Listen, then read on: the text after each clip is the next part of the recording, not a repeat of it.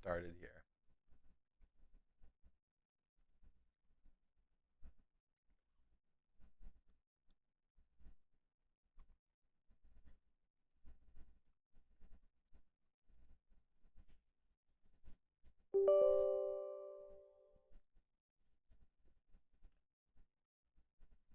What's up, non-fun? What's going on?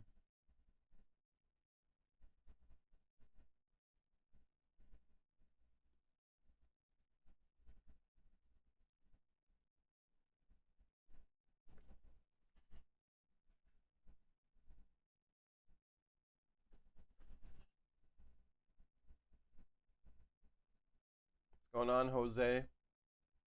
How are you?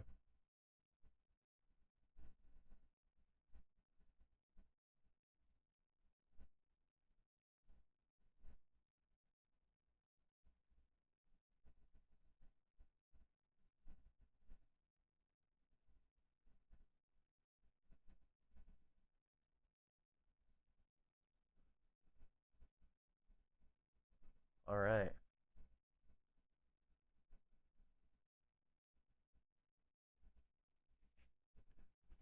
All right, so the goal here is we're actually simultaneously going live on YouTube and TikTok at the same time, so this is going to be interesting. But I'm excited nonetheless. So we have in front of me a Chromebook, and this Chromebook is somewhat in a bricked state. I'm not exactly sure what's going on with it, but it is bricked nonetheless. So pretty much what we need to do is take this WinBond chip off. I have a good backup and flash it to it, see what happens, and then we'll move in that direction. So that's the goal right now.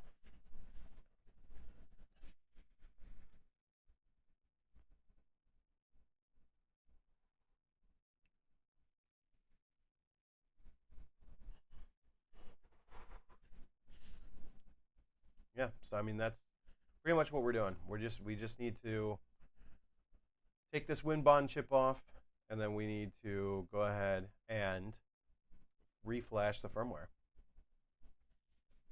And then hopefully it'll work.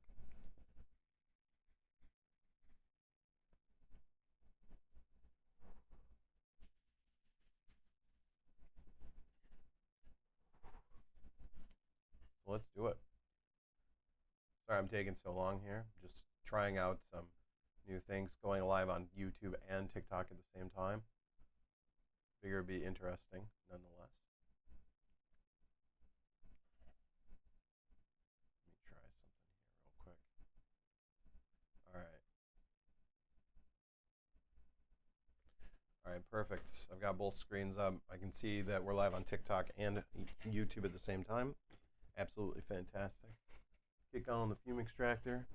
Yeah, so the programmer I'm using for this is this guy right here. Where is the model name? This is the programmer we're using. Right here. And then I've got it hooked up with a clip. One of these nice clippy things. Now this, excuse me. This clip, it's really nice when with using certain chips, but it's not great with these chips. You basically have to remove the chip in order to read and write to it. So let me get this set up here. Where is our chip? It's back here.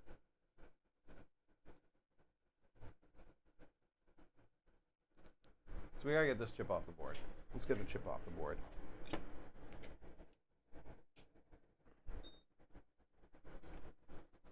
Get it focused, huh?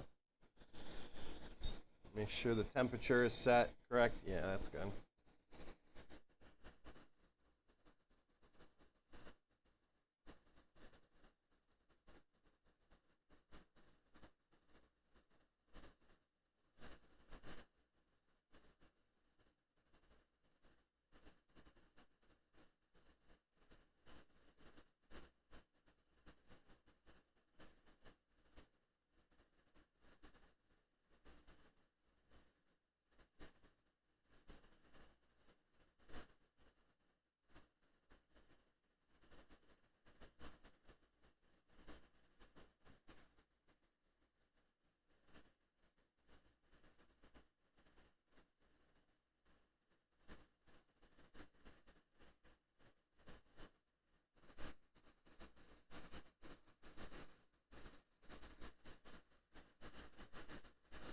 almost there.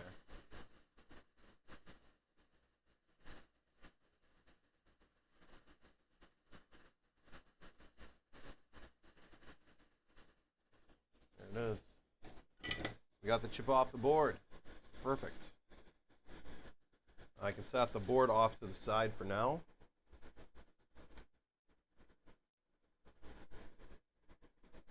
All right. I gotta let the chip cool down because it is still very, very hot.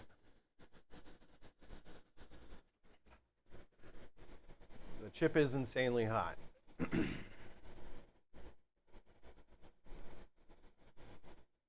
But it's big chillin' right now.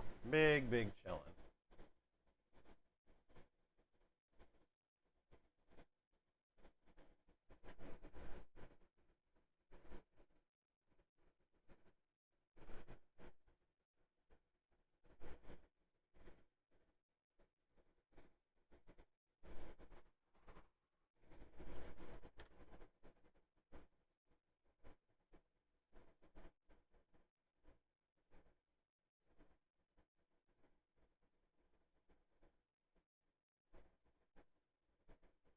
All right, let's see here.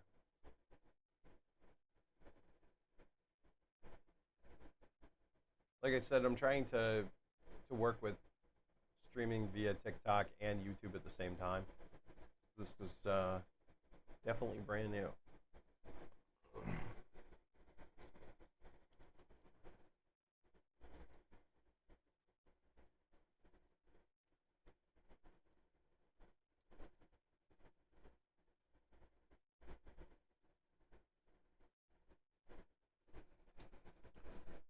Yeah, so right now we are working on trying to fix a bricked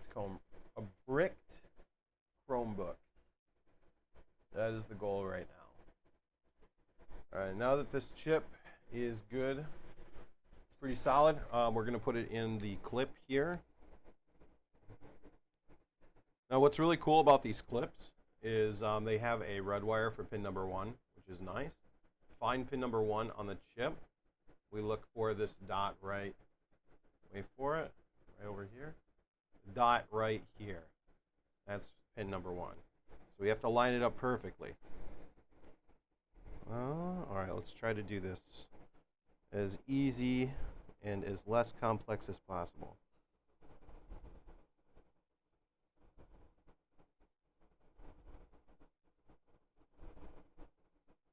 All right, I think I got it first try. So yeah, pretty much you just want all the pins to touch the chip instead of having to resolder the chip every single time. Yo, what up, Santi? What's up, Micromage? My man. We're trying to read the SPI flash on this Chromebook. Heck yeah. Trying to read SPI flash. Anyway, all right. So I've got the good dump on a flash drive. Now I'm plugging in the programmer to the computer. All right, we're good. Now I gotta boot up the programmer software and see if we can detect the chip. All right, we detected the chip. That's good. All right, now let's. I gotta find open file. Find flash drive with the flash dump on it, the original backup of the firmware. There it is. All the data is there. That's good. Then we're going to auto program it. Here we are, auto program. All right, the programmer is working. It's doing its thing. As you can see, that red light right there on the run. It means it is working. So we are reading the SPI flash on this chip, and we're trying, well, we're not reading it, we're actually writing to it as we speak. Oh, nice.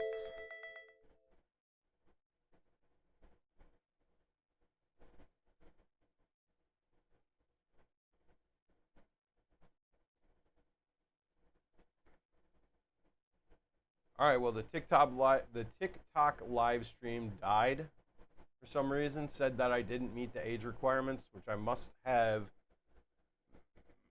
I must have messed something up. I know I would have set my age correct. That's just weird.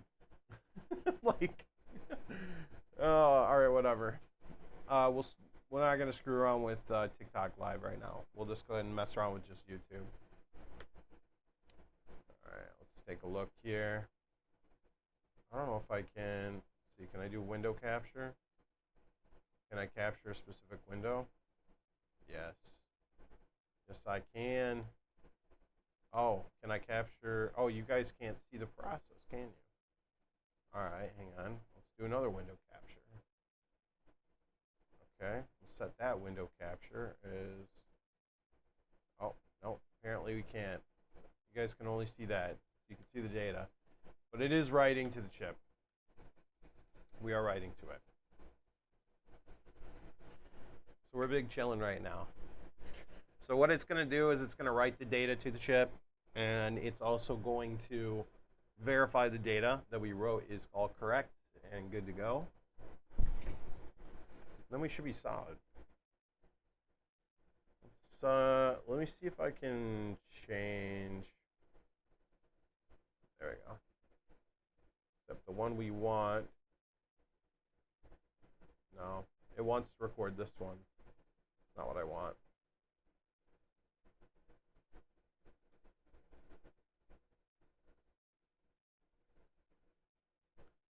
I guess this will be fine for now. Whatever. We're chilling. We're chilling.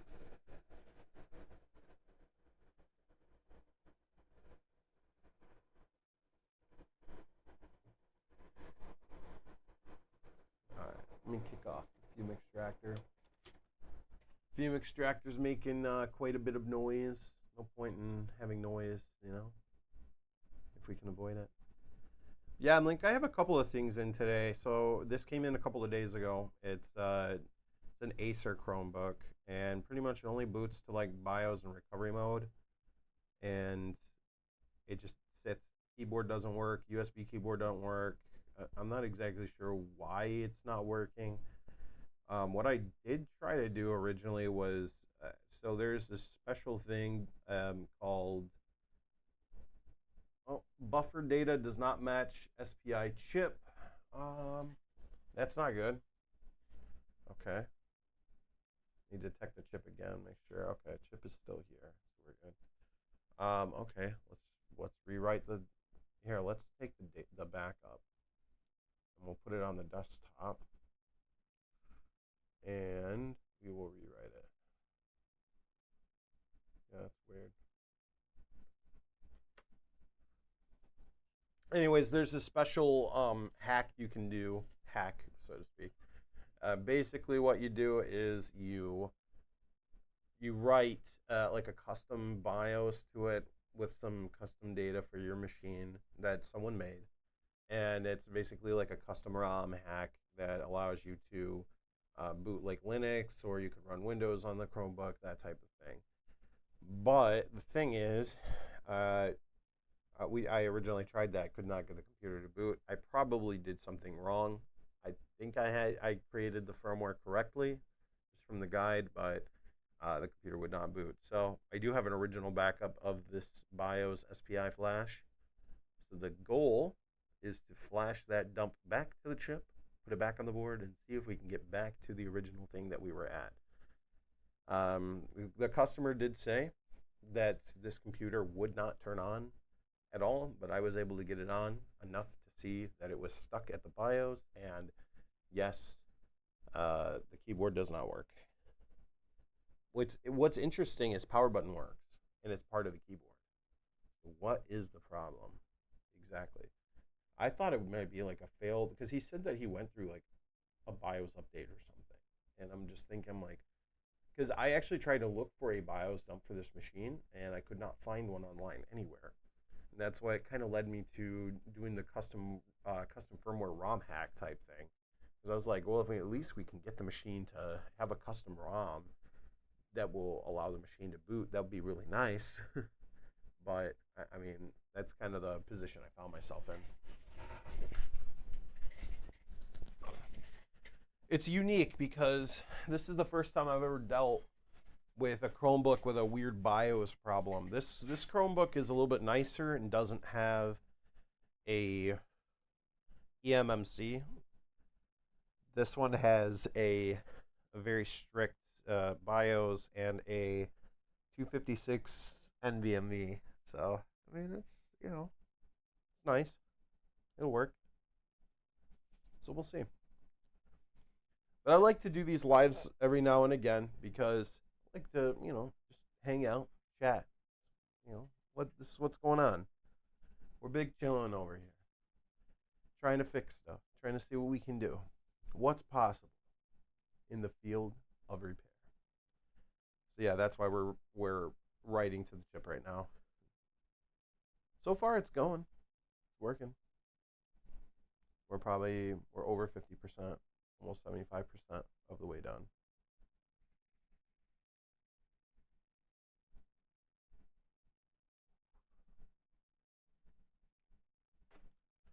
Big chillin', big chillin'.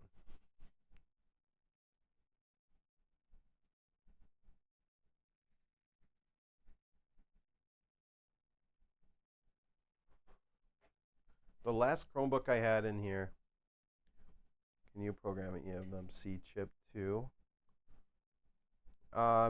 Yeah, so like for instance, like I have a read and write tool that we can read eMMC chips and write to them.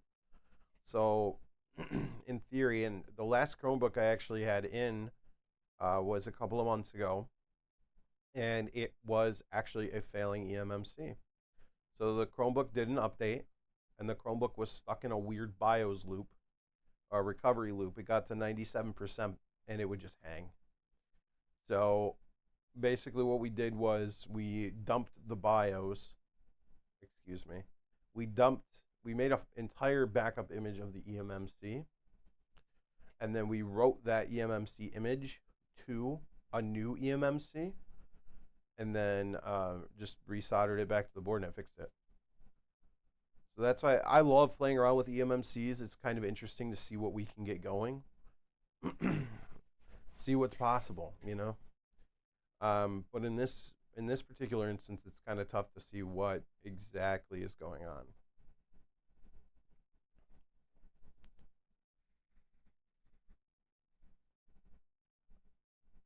So it's, yeah, technically we can program eMMC, but like not in the way you think.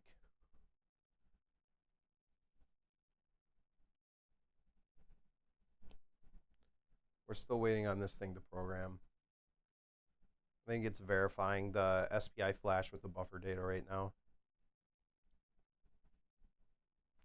Buffer data does not match SPI chip. That's nice. Oh, that's nice. From which programmer, bro? So right now I'm using the CH341A, I believe is what it's called, and this is for SPI BIOS. And then the programmer I have for eMMC is the all socket, and it works for BGA 163 and 159, BGA 153 or BGA 159. It's like standard eMMC. It's like what some phones use and what some like the Nintendo Switch uses it. Same chip. I'm gonna erase this chip because it's having issues writing the. It's funny. So I have I took a backup of this chip. I took a full dump of the chip, and now it does not want to write the data to the chip. It's weird. Here, let's just write to chip first, and then we'll verify after. We'll just do it manually. I don't want to spend too much time on this one because got other devices in the queue that need attention. So no point in spending all time on this one in specific. It came in basically dead, and it looked like a corrupt BIOS. Can't find a good BIOS for it, so I'm just writing the original one back to the chip. We'll just see what happens. But yeah, I've covered the all socket before in a couple different videos. It's a USB 3.0 read and write tool for eMMC. really nice because I've made a couple of shorts about using it as a flash drive. Because you can literally just put an eMMC in it, hook it up to the computer, format it, and then use the chip as a flash drive. And it read and writes data like insanely fast, like 50 megabytes a second. It's really nice. So like if you have a giant like several gig file and you just want to move it back and forth, like a video file or whatever, then I mean it does it really well. Especially compared to my my TSOP Micro Center flash drives that are just like they suck. They're slow, man. You get like 8 to 12 megabyte speeds versus the eMMC that's just like freaking hitting like 50 megs to the chip. It's like ridiculous.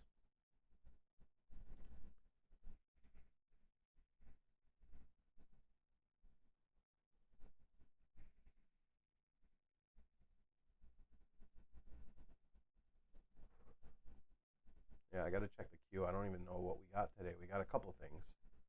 Let me see. Gotta open up the old queue. See what we got going. So we have. I can close out these.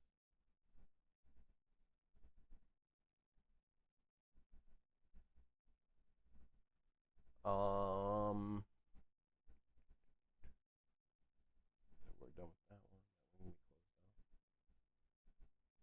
So we actually have quite a few less than I thought.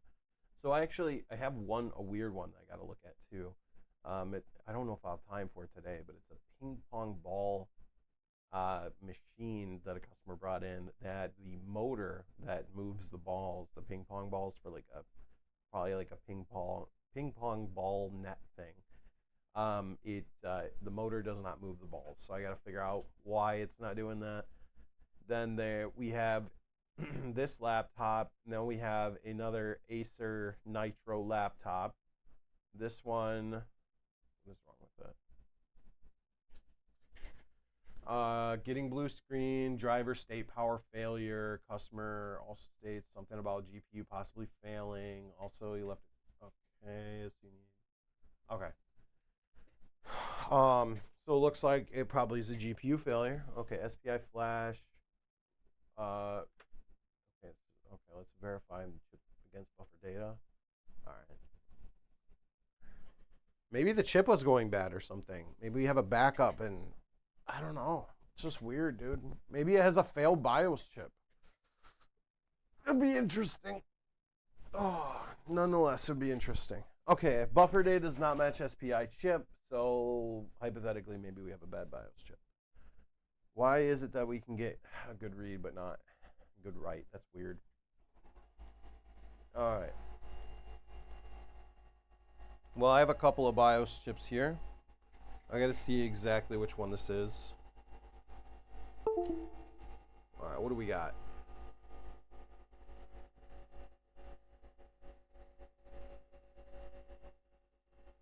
That's our BIOS. Let's see if I have one that's similar. So it's a 32 megabyte one. 25Q256. What is this one?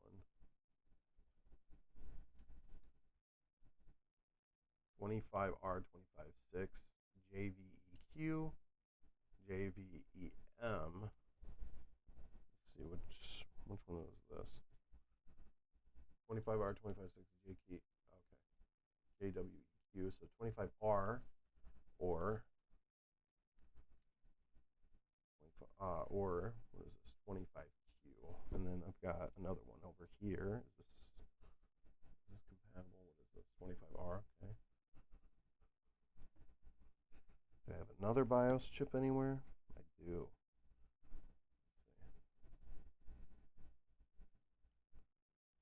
Another 25R. All right.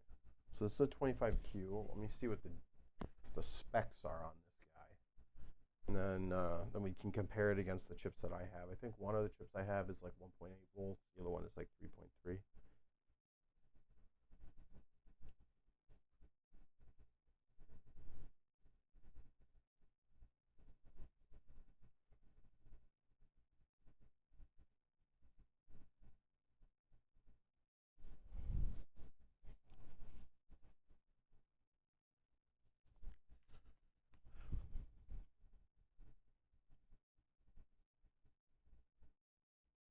Now let me, so let's see, what do we got here?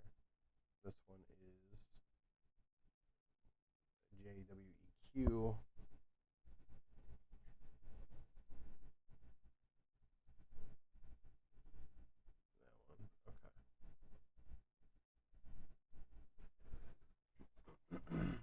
Let's go ahead and clean this up.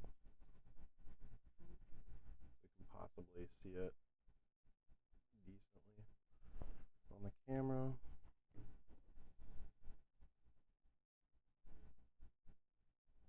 Just need to see it good enough there. Maybe if I turn off this, you can see it better. Sometimes if you turn off the light, you'll see it better.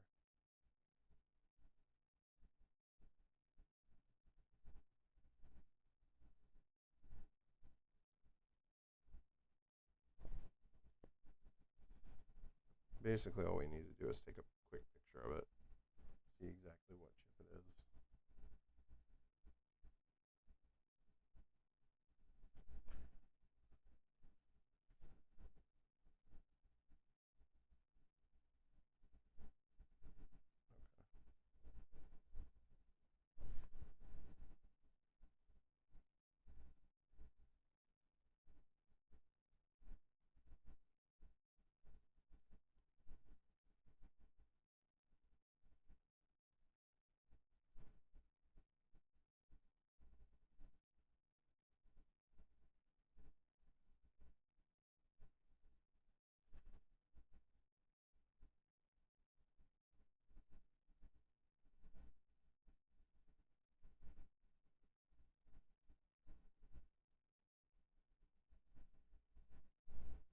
Alright, I'm just checking to see if these are compatible.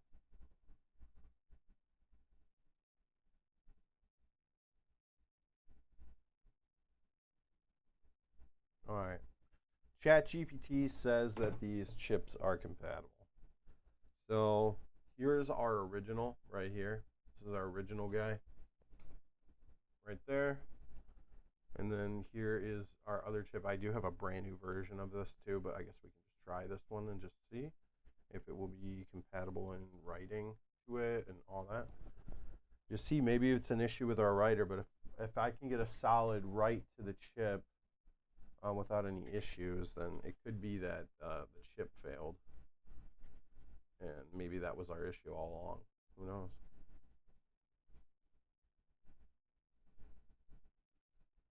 I'm hoping that the flash dump I have of the chip is good. That would be fantastic. All right.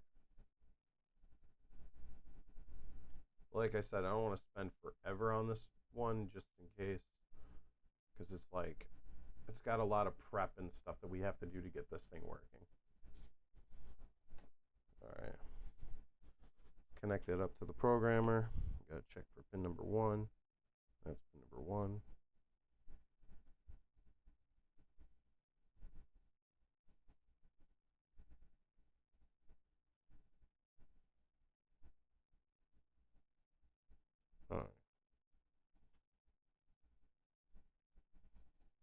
All right. I'm going to go ahead and connect it up. Let's plug it in. Okay, we get the chime, detect chip. Okay, recognition error, so it doesn't see it. Let's try again. Make sure I have the pins correct. Yeah, I got pin number 1 right. Okay. Let's connect it. Let's try again. Detect chip. Recognition error.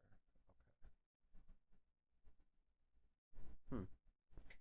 Okay, why doesn't it recognize the chip? Why are you not recognizing the chip? Is it because it's dirty? Or is it because my programmer went bad and just decided to not work anymore? I have a second programmer just in case, but I don't know. All right. Pin number 1.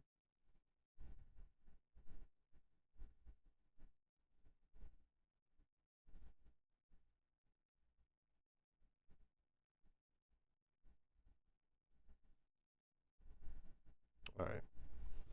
That should be a solid connection. Let's try that. Detect chip. Oh, we got the ID. Let's go. All right, let's erase this chip first. All right, it's erasing. Perfect. Hey, if we can erase the chip and it'll write the SPI data, I'm happy. I'm a humongously happy camper.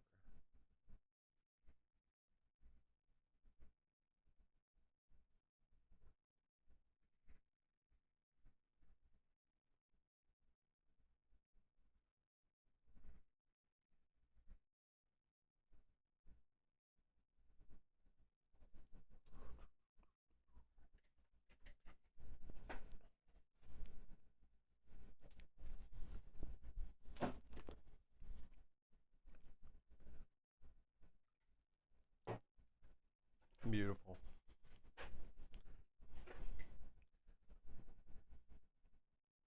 You're erasing the chip.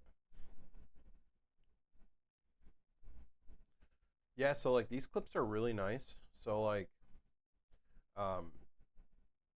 these clips, you can actually use them on the PS5 to read and write to SPI flash.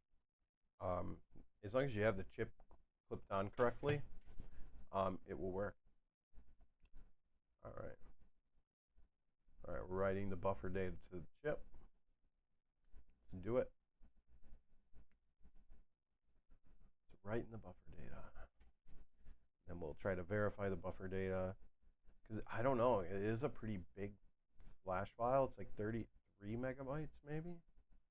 And the chip I think is only 32, which kind of is just confusing how it pulled a 33 megabyte flash dump from a 32 megabyte chip. That doesn't even make sense.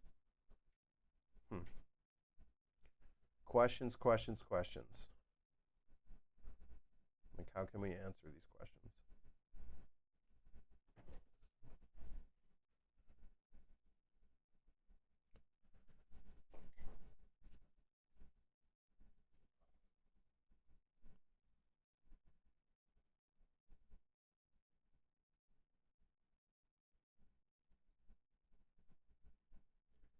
Yeah, I mean, it's been pretty busy here, but today, at least this, what time is it?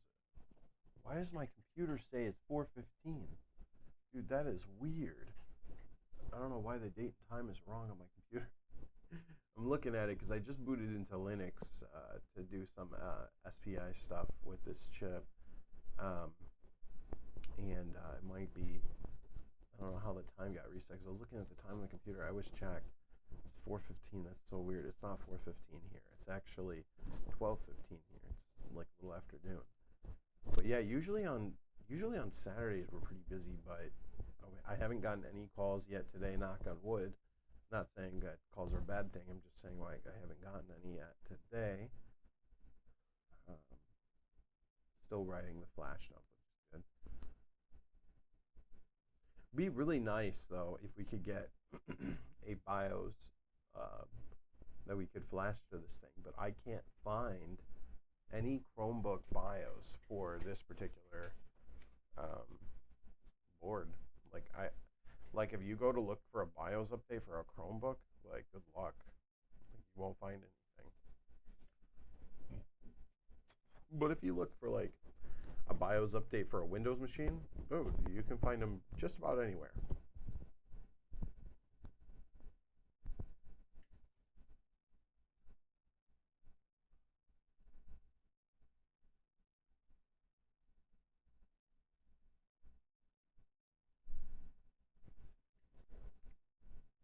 All right, so it's still writing.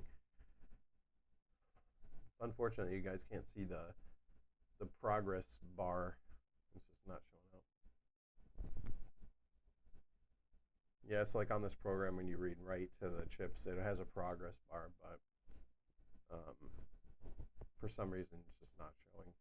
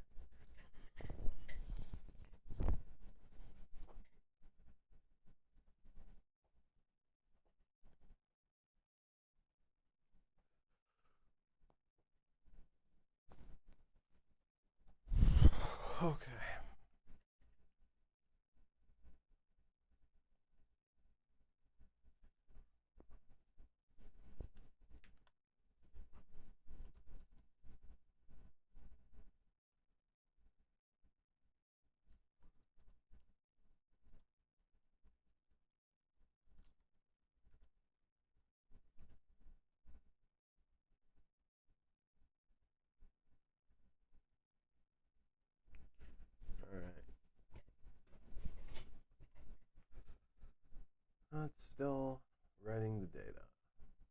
It takes forever. It takes like 5 minutes per write, which kind of sucks because it's like, okay, well, just sit and write the data. But it's like, if it's successful, then heck yeah, man, let's go. But if it's not, then it's problematic. It said SPI buffer was incorrect for the original ISC, which is just complicated. I don't know why. But it is writing all the data to this chip, so that's good. And it's ChatGPT says this is a compatible, suitable chip for the replacement. So I don't know. Maybe it'll work. Maybe not. Who knows?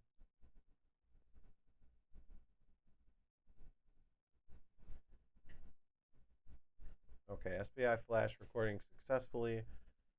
All right, I have a feeling that when we verify this, it is not going to match again.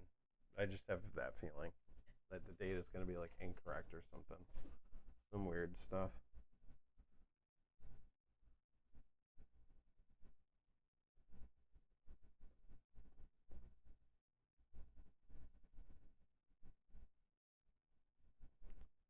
Worst case scenario, I have a flash dump. Where is it? Or I have a like that custom firmware I was talking about. Let's see here. Let's see if I can get my flash drive connected to the computer here.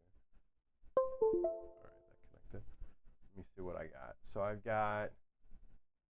have the custom modified. Oh, this should work. Yeah, 32.7. Why does it say 33 on my computer? Hang on. Let me double check. Where's that backup? Where did I put it? I put it on the desktop, I thought. Oh yeah, there it is. Let's check. Oh, it is a. Oh, it's 30. It says 33, comma 554, comma 432 bytes. Maybe there's 32 megabytes, so it's weird. But my actual backup is 32,768 kilobytes, which is that's the correct amount. So we should be good. I don't think it'll have any issue. It's the same style chip. So far, the verification for this chip is working so far. As long as the SPI verify works, like we erased the chip, we wrote the chip, now we're verifying it. And if the verify goes well, then I think we might be in the clear. We'll just put it back on the board and see what happens. I mean, if it had a failed BIOS chip, that's just like really weird. I've only seen that like a very, very small handful of times. And like, I guess maybe on the PS5, we've seen BIOS chip fails, which, I mean, it happens from time to time. I guess that's not too weird. But in this case, you know, we took a backup. I took a backup the other day of this chip, and then that's what we're writing to this one. So I guess we'll just give it a go. We'll see what happens. Who knows? It might be good.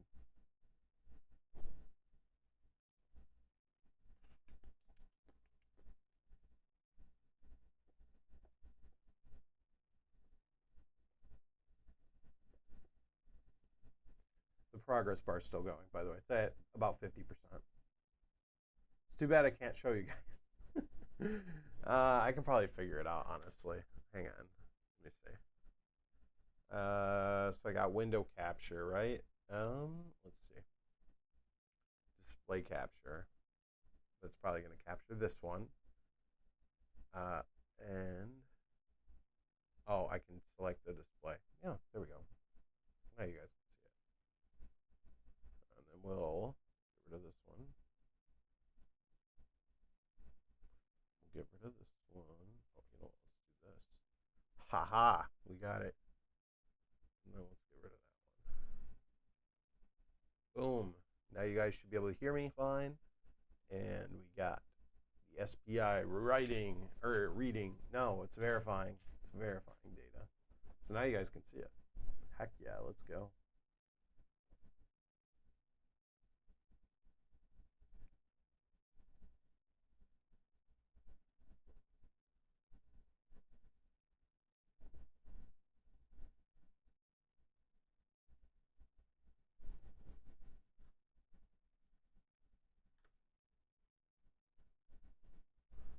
All right. We're getting there. Hopefully it doesn't fail. That would be really nice. So if all it needed was a new BIOS chip, that would be fantastic, man.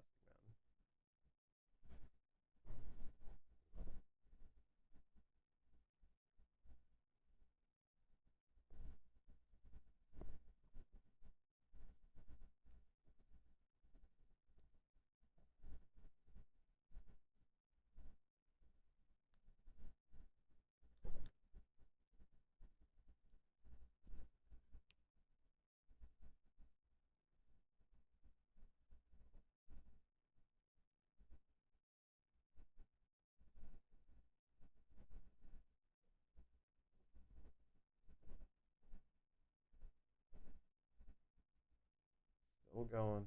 Still going.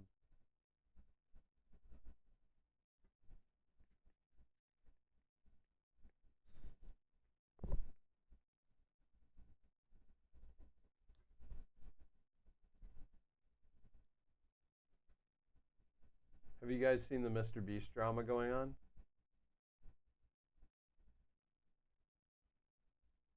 Oh, I think my dad might be here as well.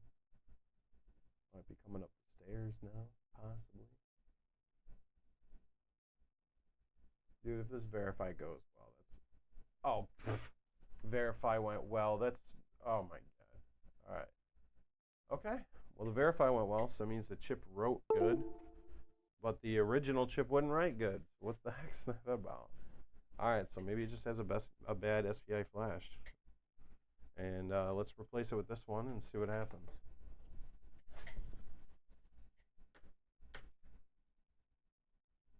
All right, let's get this moving here.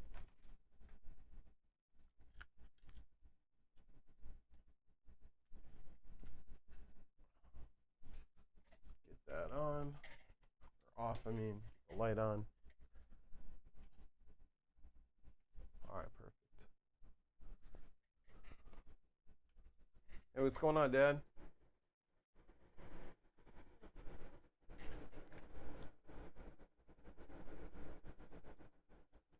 Perfect. Yeah.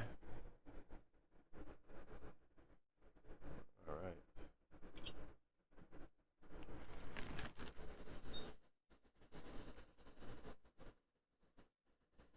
All right, let's get this chip solder back into place.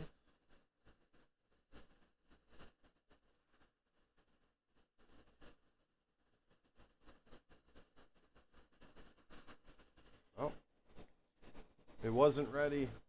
It was not ready.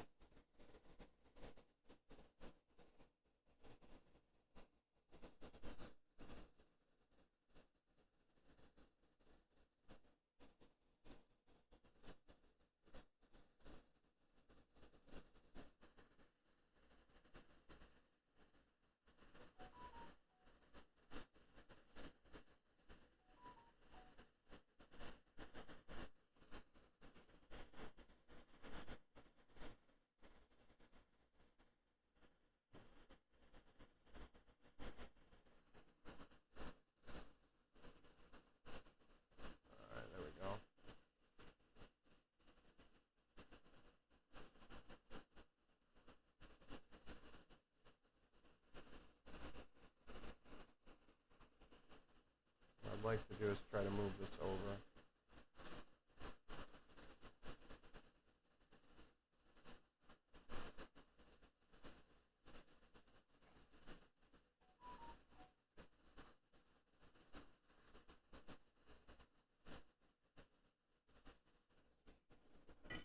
All right, that works for me.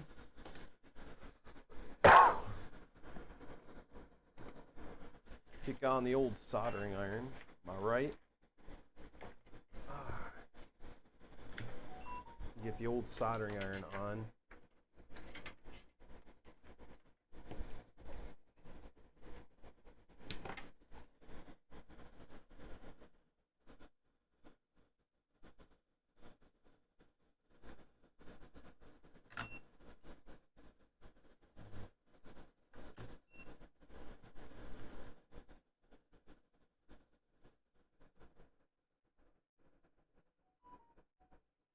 Boom.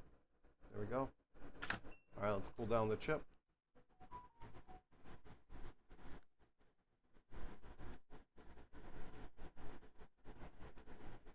Hopefully when this is cool, then we can go ahead and test it. See what it does.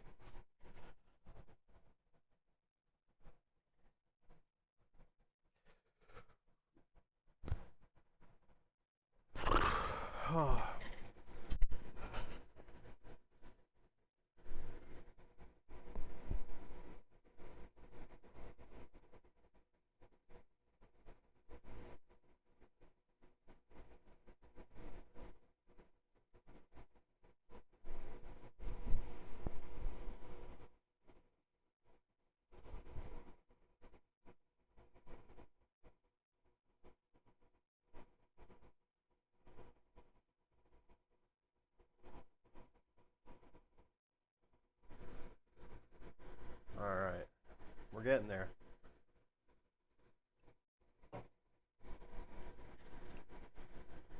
Say it's almost done cooling down.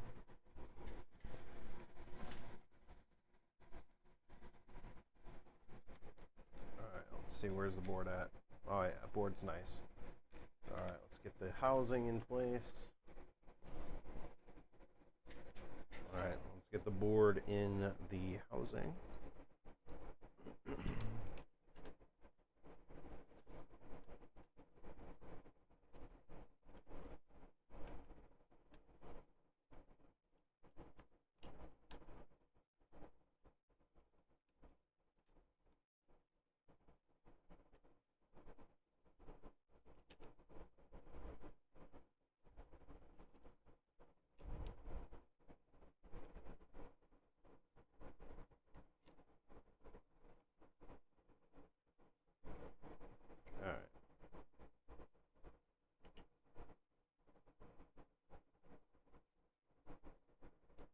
All right, cool. We're getting this board in.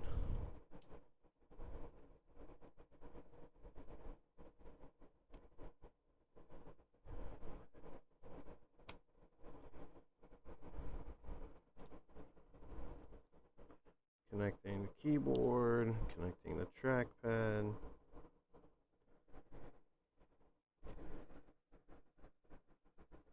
Connecting the trackpad. Boom.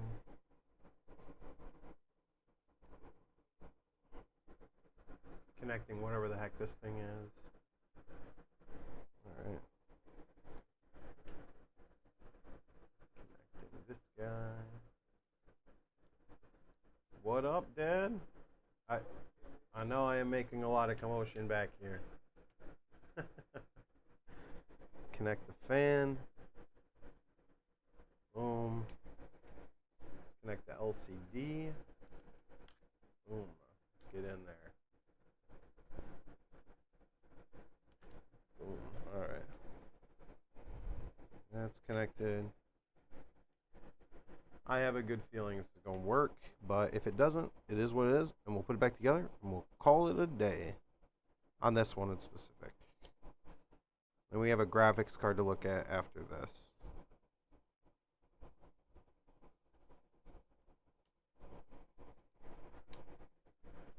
All right, perfect. So I think that's good. I think that's everything. Okay. I gotta close these things. Oh no, hang on.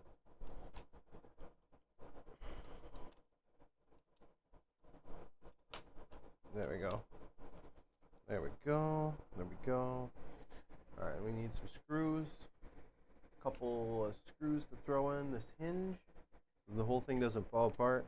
For those that have not worked on a Chromebook before, they typically do not screw down the battery for some reason. I don't know why. It's just how Chromebooks are.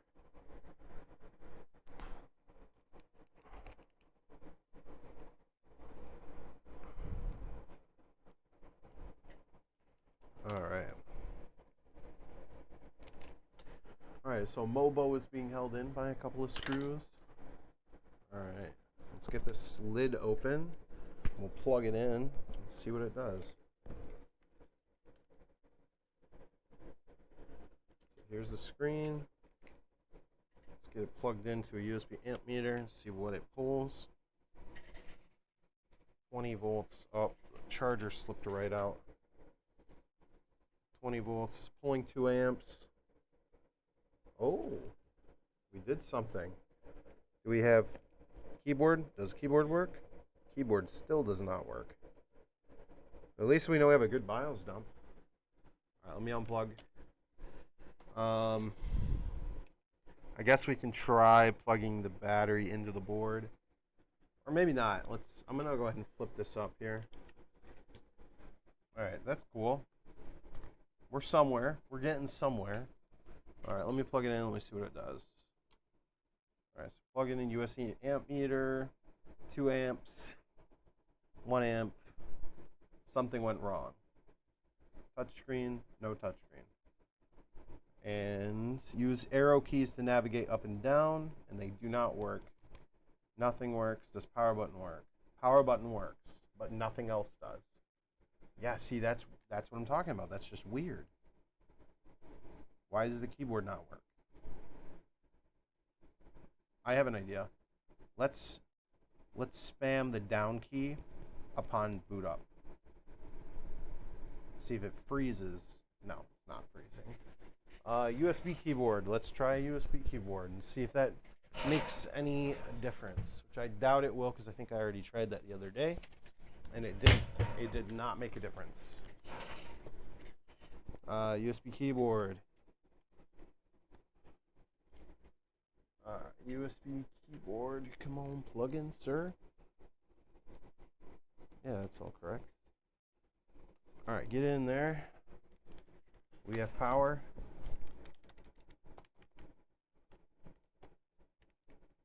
Okay, why? It's like the keyboard's not getting power. That's weird.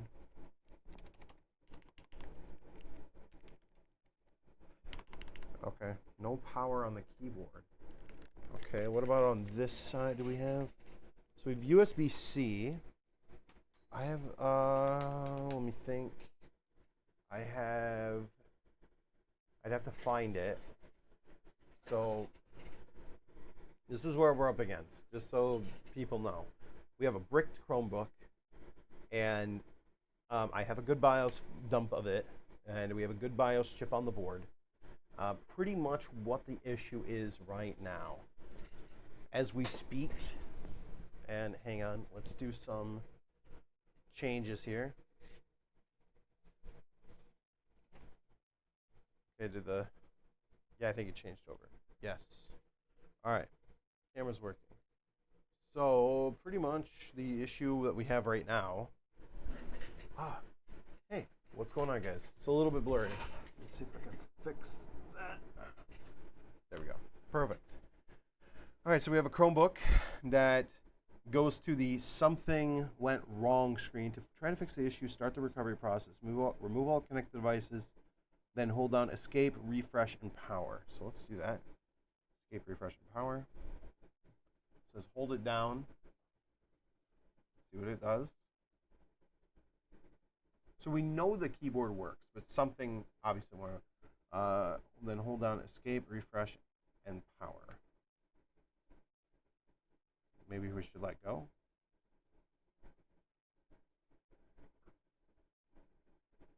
Keeps booting to the same something went wrong screen. Maybe we should plug in the NVMe to the machine and see if that changes anything. So we have it disconnected. Yeah, I mean, it's booting and it's kind of working. NVMe, by the way, does test fine. So NVMe is at good health. It's not an NVMe issue. Plus, it's doing it even without it connected. So that's not the issue.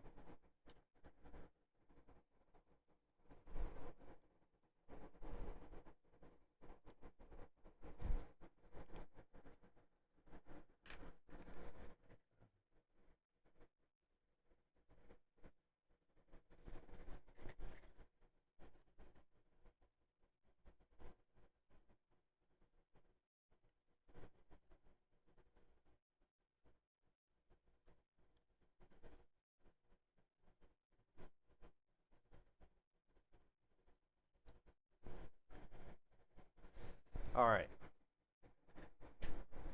So we got the NVMe in. Let's see if that changes anything. Dude, you know what? I'm going to take out the speakers because there's no point in having these in right this moment. Because, of course, Chromebooks are Chromebooks and nothing has screws in them. I mean, the motherboard has a couple of screws, but that's about it. I did notice also that you know what? Let's put some extra screws in the hinge here. Just so I don't, no complications. What I did notice is that the computer, the keyboard works, but it's not working in BIOS. It's like freezing. And that's the thing is, like, if we had a BIOS, like a BIOS dump, or excuse me, like if you could download a version of the BIOS to flash to the chip, then we might be in a good spot. But because we can't get that, it's tough. Oh yeah, what I was gonna say, one thing I noticed is that the USB-C ports, there might be an issue with those. So maybe that's the problem. It's just a bad USB-C and it's causing some sort of malfunction on the board or something. All right, 20 volts. 20 volts. Is it boot computer boot? Why is it only drawing? What is it? At 20 volts. Let's disconnect that. So we're at 20. Let's plug in the machine. Now the machine doesn't draw anything. That is weird. Let's see if it draws on the other one. There are two USB-C ports here.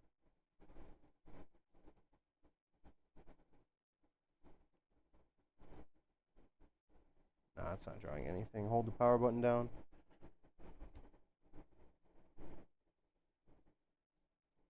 Anything like that? Still freaking nothing. So I plug NVMe in, and now the computer doesn't draw any current. What the hell? All right. Let's take the NVMe back out, because it was still doing that weird stuff even before the NVMe was in. It's weird. All right, NVMe is out. What up, DJ? All right.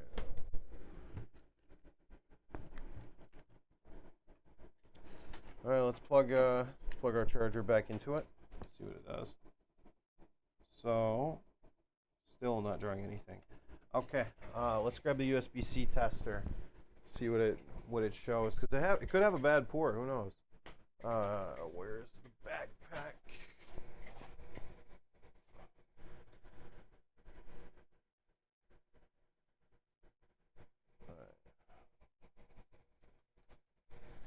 Let's see if I can find USB tester. Here we are. So I got the mechanic USB tester here. Go ahead and plug it into the Chromebook's charging port. And we'll see what the diode readings come back as.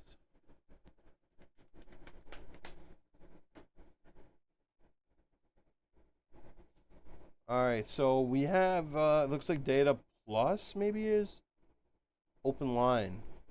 That's weird. Okay, let's check the other port. That is just bizarre, man. It's a weird set of circumstances, I'll be honest. I don't think it's the same USB-C port as like a Nintendo Switch. It's gonna be like a one-off type port. Okay. Alright, so we have one line shorted, and it's line 20, and it's at 7 ohms.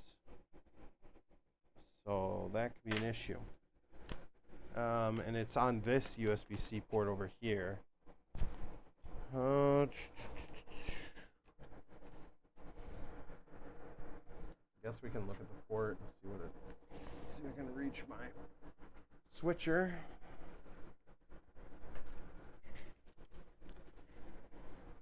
Let's look at the port and see. Do we see any obvious pin damage or anything like that? Could be a diode, like a diode pack that blew. I mean, it's not the nicest port. It's a little chewed up. Check this side. Okay, yeah, one pin is becoming exposed, but that's actually not the pin that's showing bad. It's like one of the middle pins. It's like outer middle. Huh. I mean, I suppose we could remove the port. I'd have to. That's a thing. Like, I don't think I have a port replacement for this. Let's get the board back out. It could just be. I mean, because it's just weird, man. Both ports are acting weird. They are a bit loose on both sides. Maybe that's the problem. Let me see what kind of port it is, and if it's like a Nintendo Switch port, maybe we can retrofit like a port into it. It's not the same. It looks similar though. It's not the same. That's the port we're looking at. I say we take that port off the board and see, or check some lines around the port and see what we can find as the shorted line, or maybe check some diodes in that area and see if there's anything shorted. But I'm gonna say this, I'll probably spend like 20 more minutes on it. If we can't come up with a solution, I'll have to push it to Tuesday because I got other stuff I gotta look at today.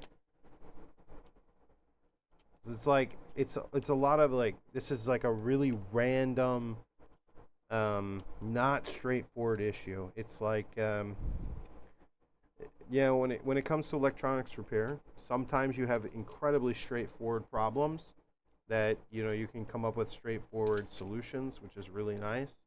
And in our case, it is not straightforward. So this is the port we're going to be looking at. Let's move the housing out of the way, grab the board, and let's take a look and do some measurements on this back side here. So we need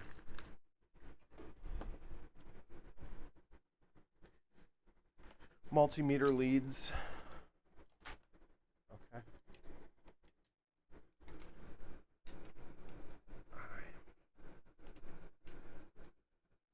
All right. So there's some diodes right there. Let's check and see if we have good diodes or not. So let's go into diode mode. All right. Perfect. All right. Red probe ground. Check this guy. 0.5. Okay, that diode's fine. So it's 0.5 one side and like 2.2 on the other. Okay. 0.6. Let's try again on this one.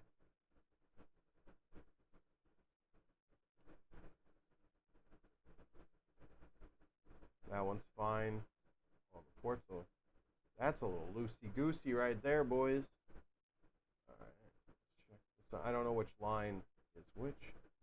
6, 9. Okay. So those 3 diodes are fine. This must be our USB authentication type chip, USB controller, whatever it is. USB controller more than likely. Okay, let's check this guy over here. I wonder if this guy is like blown or something. It's ground. That might be a diode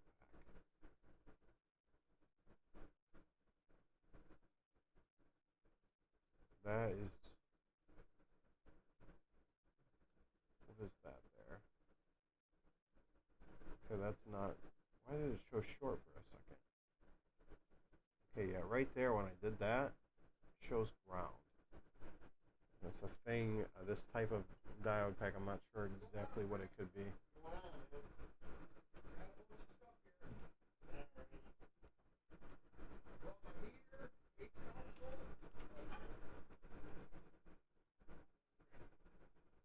Could it be a bad diode pack? Who knows? Maybe. Could be. Those diodes there, we could check those lines too. Let me see what line was the one that it was testing that was weird. Hang on.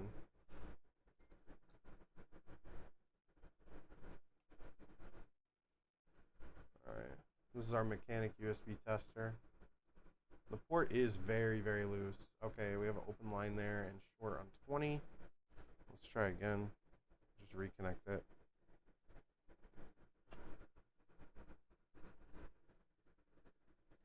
We weren't getting open line on 21 before, but now we are. Interesting. So likely, in this case, we should have this not shorted and this have to be connected. So this port's probably bad. Shall I say we remove the port? The thing is removing this port isn't necessarily going to solve this issue. So maybe the entire reason why this computer was like bricked is because there's an issue with like this guy. So what do you think? Should we remove this guy first and see? Because I mean, maybe bad port killed diode pack, or maybe bad port killed this. It's hard to say. All right, I'm gonna call it. Let's remove the diode pack first. I'm just gonna make that an executive decision. Let's remove diode pack first. It's gonna be the easiest thing to move and put it back on. Quickest thing.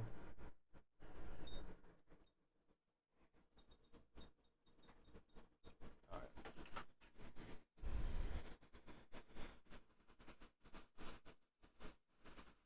Once it's off, we'll let the board cool for a minute and test the port.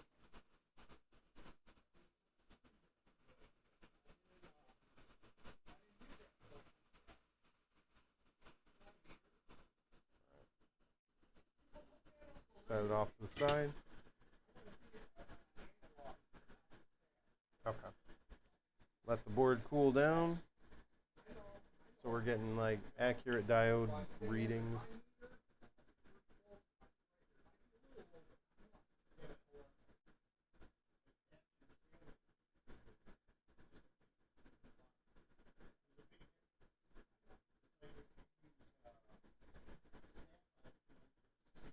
Okay. Trying to cool the board as fast as possible here.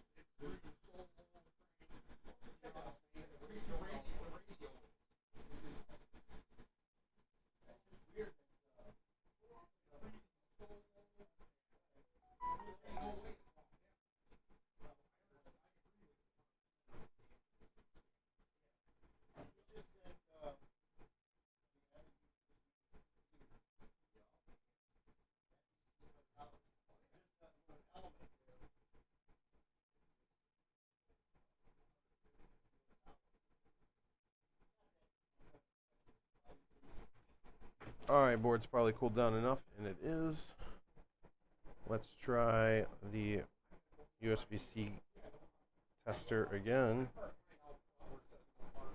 Hang on.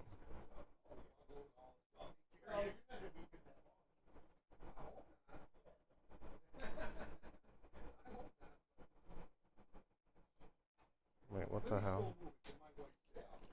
Hang on 1 second, guys. I noticed something. What the heck? That was weird. Okay.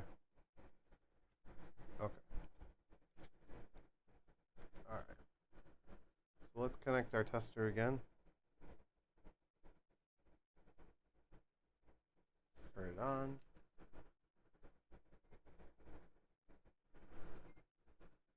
Let's test USB-C. See what it shows now.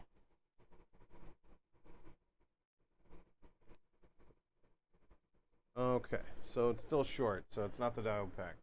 So now we can put the diode pack back on, and we'll remove that chip and then just see what happens. We'll probably have, my guess, a bazillion open lines, but we just want to check for line 20 and see if that gets basically fixed. It's like the whole goal here.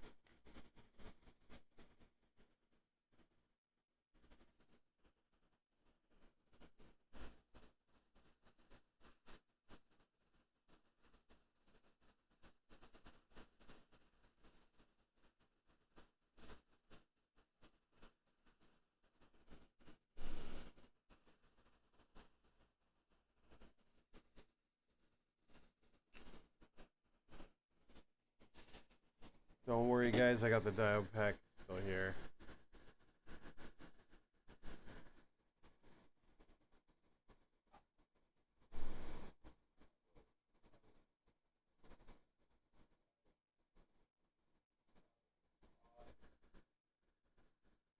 Okay.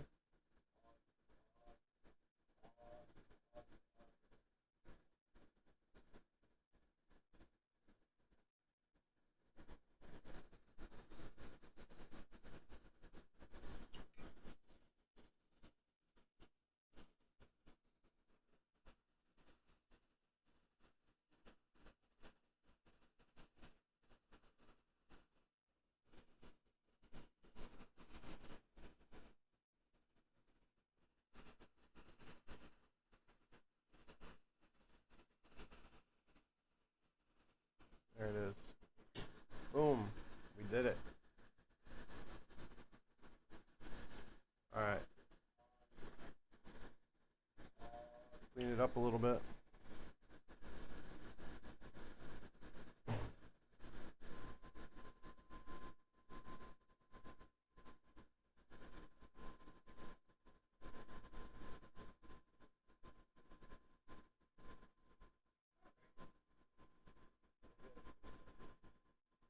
Couple little stray hairs on the board.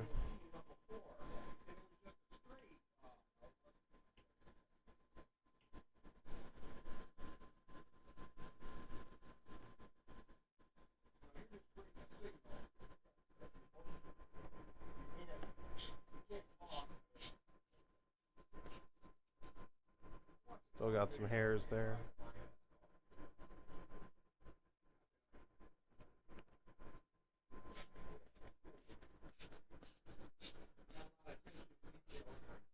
Alright. Let's quickly test the port again. Just make sure that we don't have any abnormal readings, or we'll have like the same readings. Let's just test, see what happens.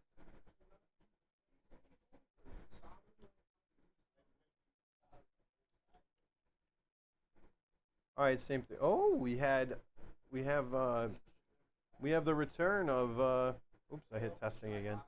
We have the return of pin 21. Well, let's double check and make sure it's still here. Yeah, we have it. So pin 20 is still shorted.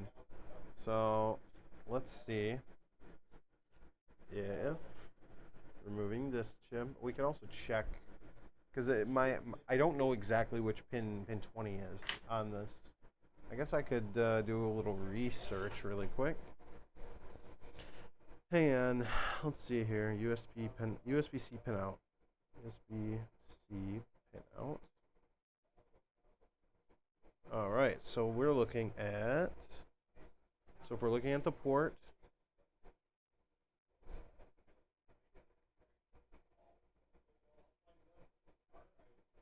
CC1,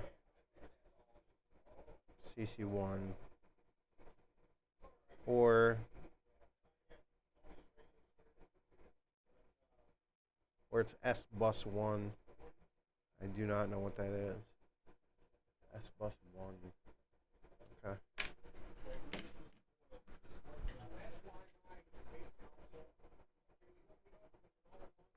Ground. All right. Okay. So likely it's S bus 1. That's the problem. S bus 1 is shorted. Where does S bus 1 go? Is the question.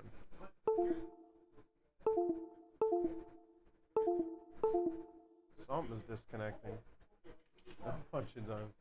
Alright, let's just do a quick diode test on the diode up yonder and just see what we get here. Okay. Alright. Oh, that diode might be bad. It's measuring 0.4 voltage drop in one direction, 0.7. It could be fine, but I'd say let's remove that diode really quick and just see. Let me just make sure the correct orientation of the diode.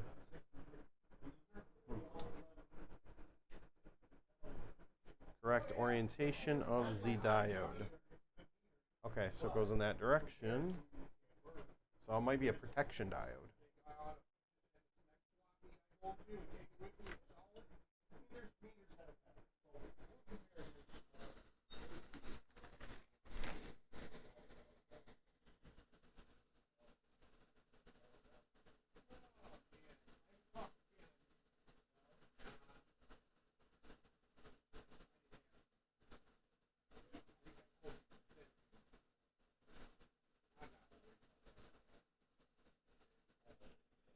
That. All right, it's locked in. Just so we move off that pad, we're going to cool the board really quick. See if we can get it cooled down, and then we can test. See what's going on.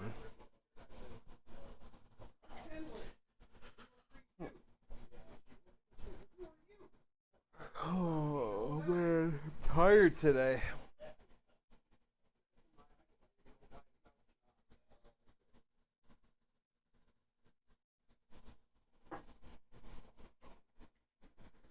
All right, cooling down the board.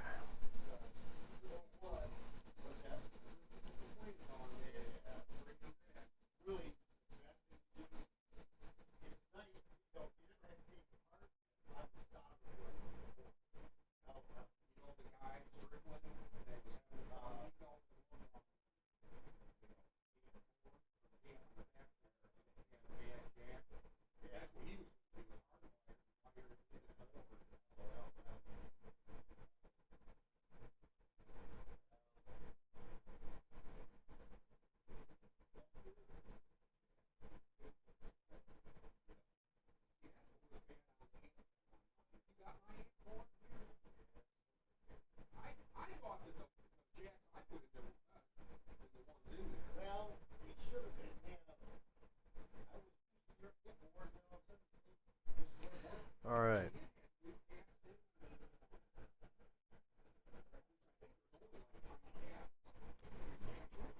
Board should be cool now. Yeah, and it's very cold now. That's good. All right, let's test USB. All right, it's testing.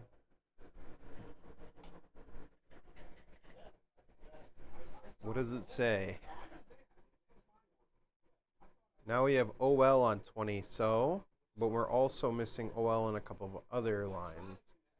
I think that was our problem. I think we had a blown diode. Okay. Well, if that's the case, we think we should just double check and test. What I like to do is clean my USB-C port with some alcohol and then retest. Because sometimes flux gets in and corrupts signals and lines and all sorts of stuff. Oh, no. Pin 20 still shorted, so it's not the diode. Man, that's too bad. Okay, let's just try it one more time. Let's check it one more time, and we'll see. So it's probably not the diode. Nope, not the diode. Okay, well, let's put the diode back.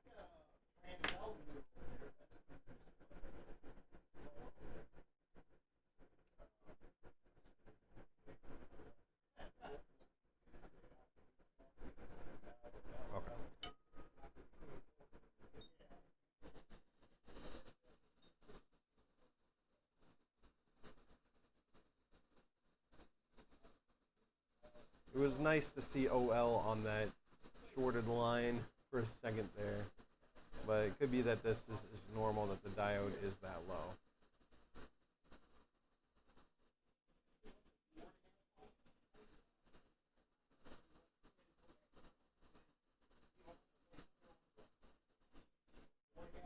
Alright, diode's back on the board. Alright, now, while the board's hot, might as well replace. Or not replace, I wish we had a replacement for this. Just get this chip off the board and see what happens. Just see what readings we get. What would be really interesting is if we remove this chip and that one line was still shorted. Could just be a port issue, I don't know. Alright, orientation is pin number 1 goes up here.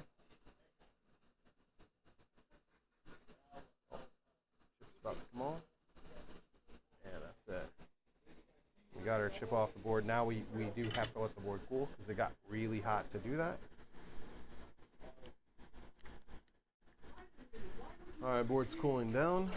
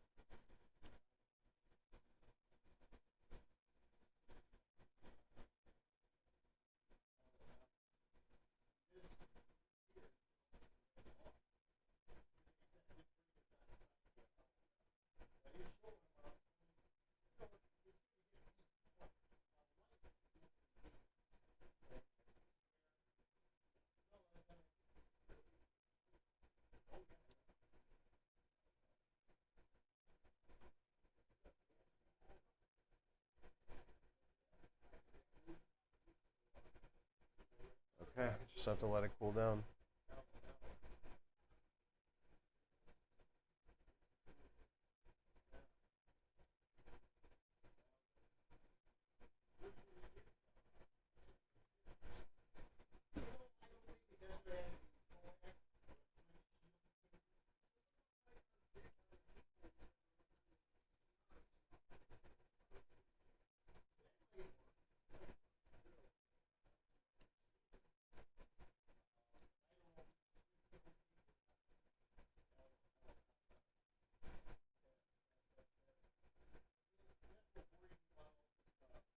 Alright. Let's check it. Alright, board is cooled down. We got that chip removed. Likely we're going to have quite a few. We're going to have likely quite a few of open lines or just weird values, but I just want to see if pin 20 is not shorted. Is it still shorted? Is it not shorted? Pin 20 is still shorted, and we have correct readings. Pin 20 is still shorted. Frick, man. Alright. Well, I guess it's not the chip. It's definitely not the chip. So there is definitely a short somewhere, but on which line and what it, what would be nice is to see if we can get a data sheet for this chip, and we can tell which line goes where. PS8815. PS8815. Let me look this chip up and see if we can find a data sheet. Because then I'm not going to be just like randomly changing components. Just kind of purposeless, Okay, PS88.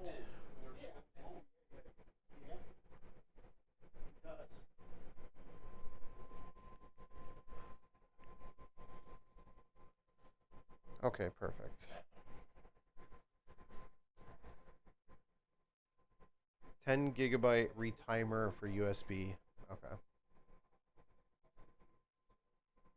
Does this line even get, okay, it does. Okay, it does. Okay. So can we get a data sheet? Can you hand me over the data sheet? Parade. The company that makes this chip is called Parade. Alright. Can we get...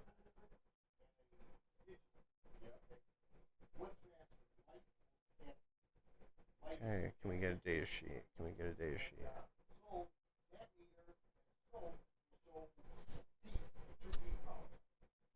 Data sheet, please.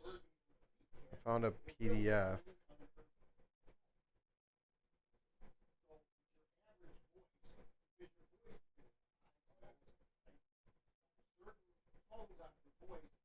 Okay.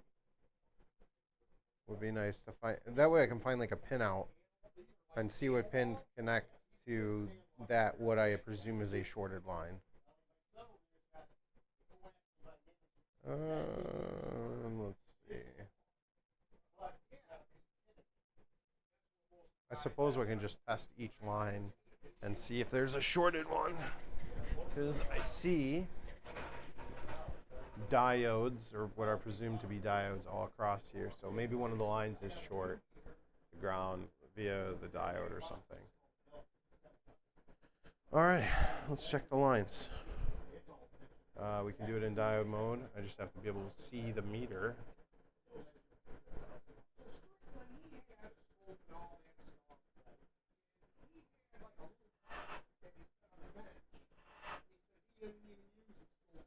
All right. Okay, now let's check. So red probe ground, let's just double check. Red probe ground is working. All right, perfect. All right, let's check.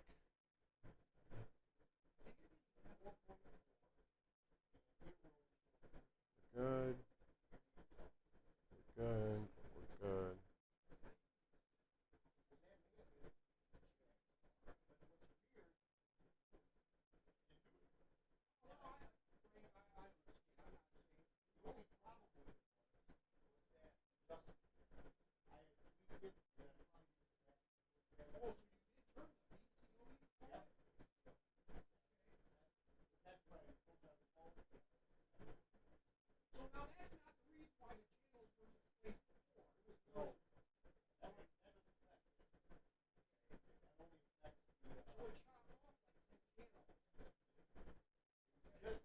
So there's only one line.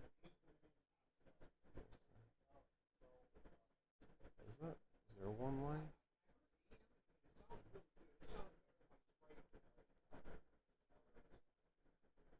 Let me go ahead and clean this up a little bit. I need alcohol and a Q-tip.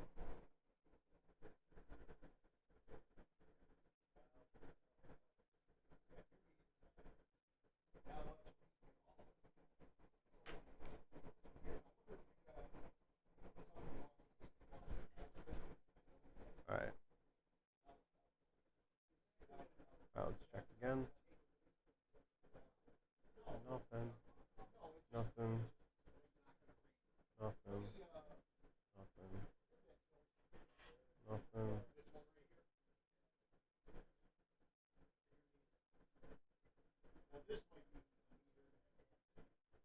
None of those lines are shorted. So why do we have a shorted line? Maybe it's a bad port. Maybe it is a bad port. It looks like, I wonder if I have something similar to this on another board. I don't think so. Let me see.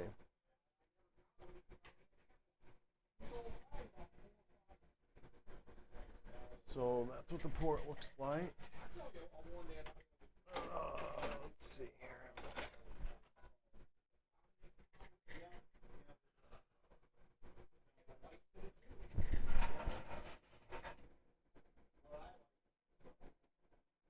So I have a very similar port, but it's not the same. It is different. It is different. But I suppose we could remove the port at least. See if we can find something similar to put in. I mean, the port is bad. It's got to go anyway.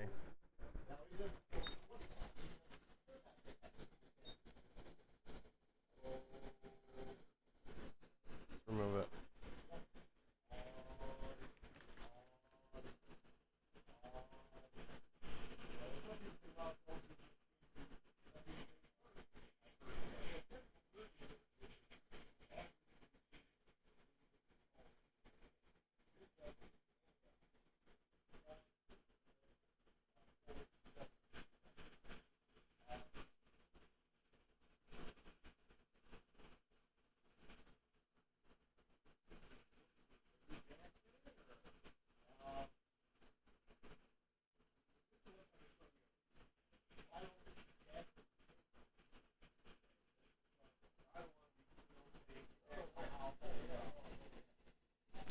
Okay, so I don't have a similar port to this. This is different than what I have.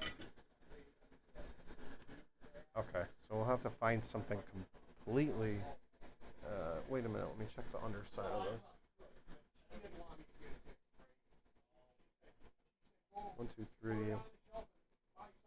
Oh, this port might actually be somewhat compatible. I think the only way to know is to clear out all these holes, though. You know what? It's not. It's a completely different size. Like, some of the pins do line up and match with that one on the board, but it is different. So I don't think there's a point in even trying to retrofit a port down there. It's just going to be a waste of time. It's a Chromebook. Like, it's a Chromebook. But you know what I will do? So we removed this port in specific, and I think we did have a shorted line or an open line on Data Plus on the other port. But what I will do is I will put the chip, the retimer chip for the USB right here. We'll put this chip back on the board, at least. And then we'll, besides the fact, I will say this, the port on this side obviously had a shorted line anyways, so it's whatever. Not a big deal. I gotta find pin number 1 on the chip. Where's pin number 1? Oh, okay, so the chip goes this way. Perfect. Just like that. Let's get the chip on.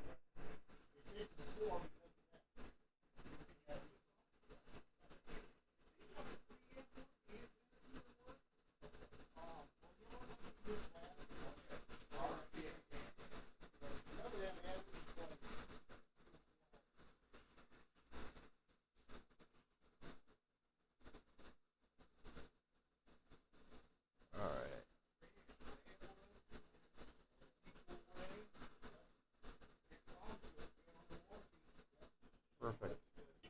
Now, while the chip is still hot, let's grab our micro pencil.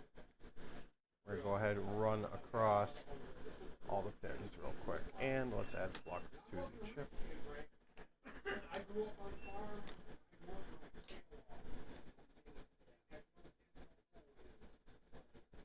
Alright.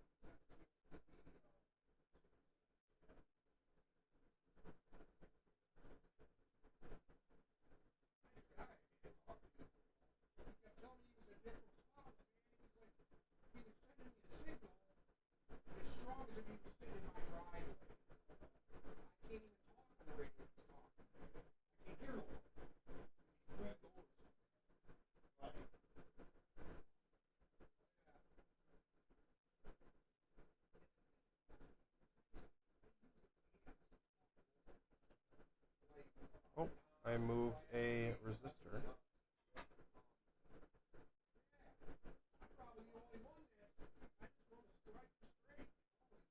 Where is that resistor? I saw it somewhere.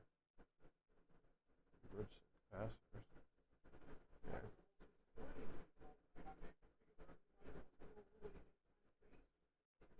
Oh. That looks fine. Maybe I pulled a resistor from here or something. I'll have to go back in the video and see. But worst case scenario, it's not a huge deal. We'll just have to find a compatible one. Let me check here.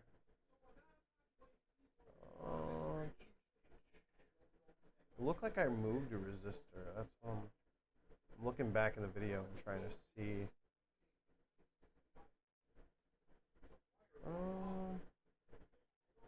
Yeah, if I moved a resistor, I don't see which one I moved. Yeah, everything looks normal. Okay, weird. I don't know. I thought I saw a resistor that I moved, like I flowed too much solder or something. Whatever.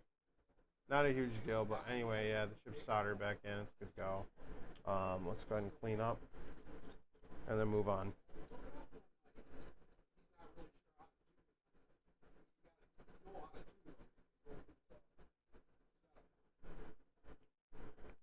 So we got the port removed at least. Not too concerned about it because it was already. I mean, it's the worst port. Doesn't. It's the worst port out of the two. The other one just has like a data plus issue, so it's something we'll have to look at.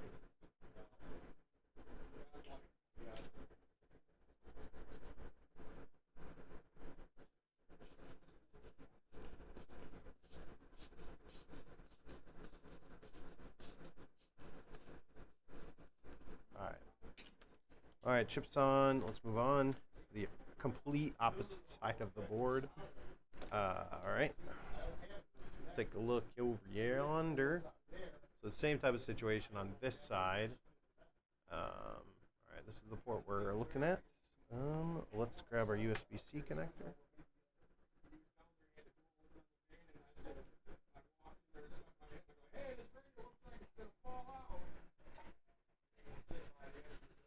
Okay. Yeah, open line on, that might be data plus or data minus. Which one is it?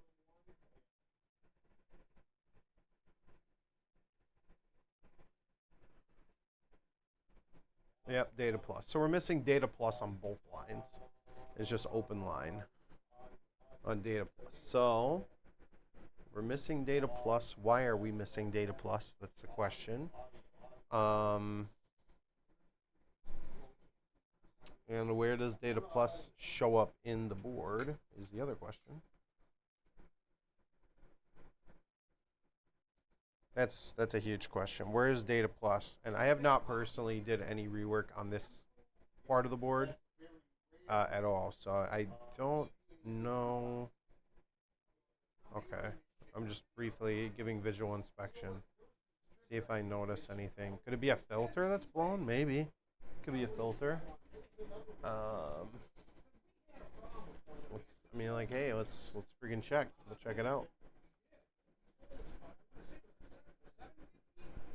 My guess is that this redriver style chip right here probably has data plus connected to it somewhere.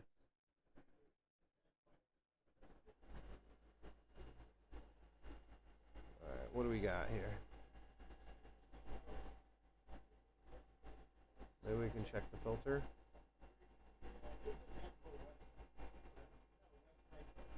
All right, how about we check over here?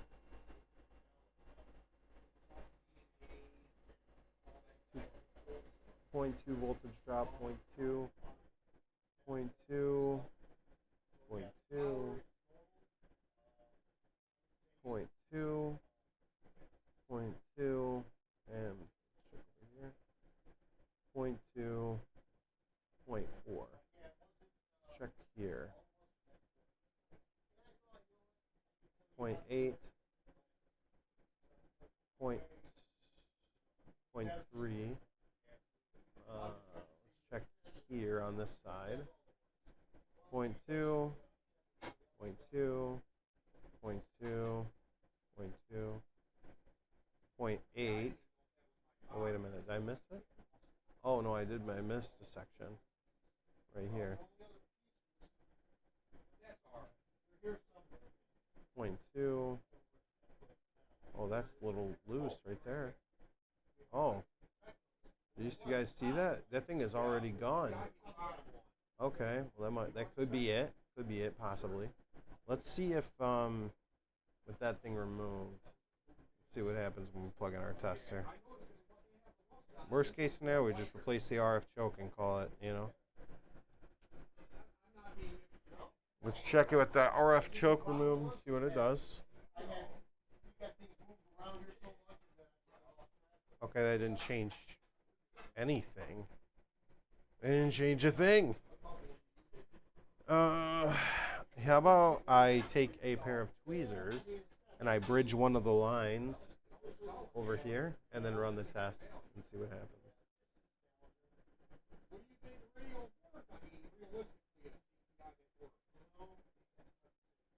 Let's run the test again. Running the test again. Running the test again. Open line. Let's run the test again on this one.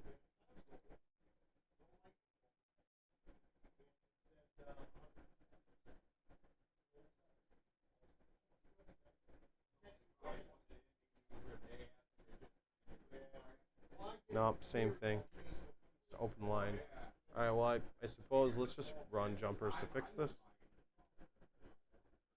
For now.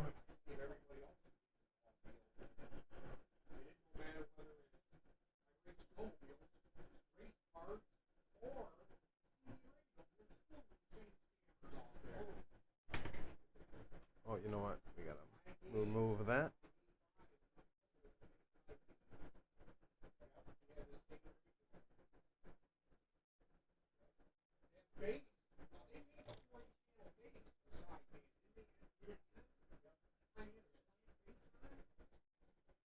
It could just be a bad port, honestly. Alright.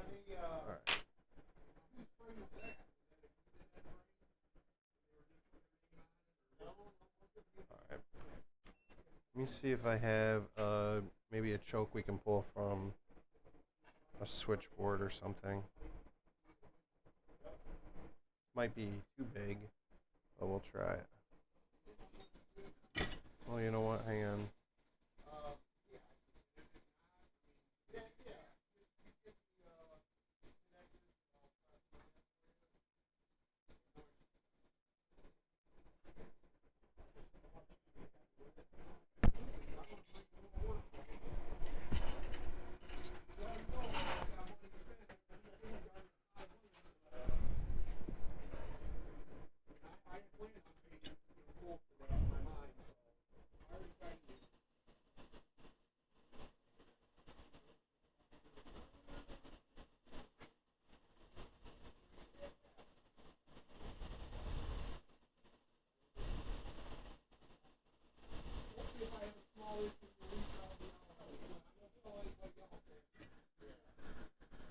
Oh, that is way too big.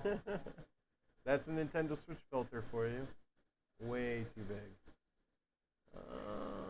Yeah, we can't even make this work. It's just too big. Alright, well, we tried. We're gonna run jumpers.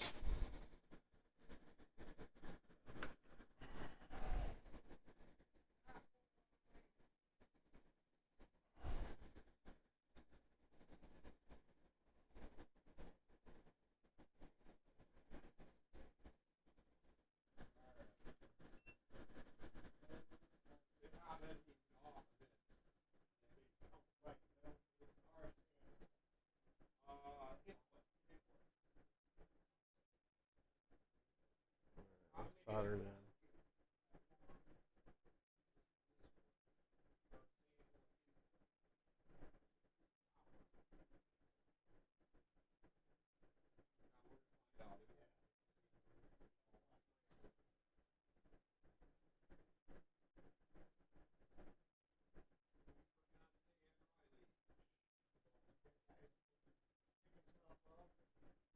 Alright, let's test it now. See what we get.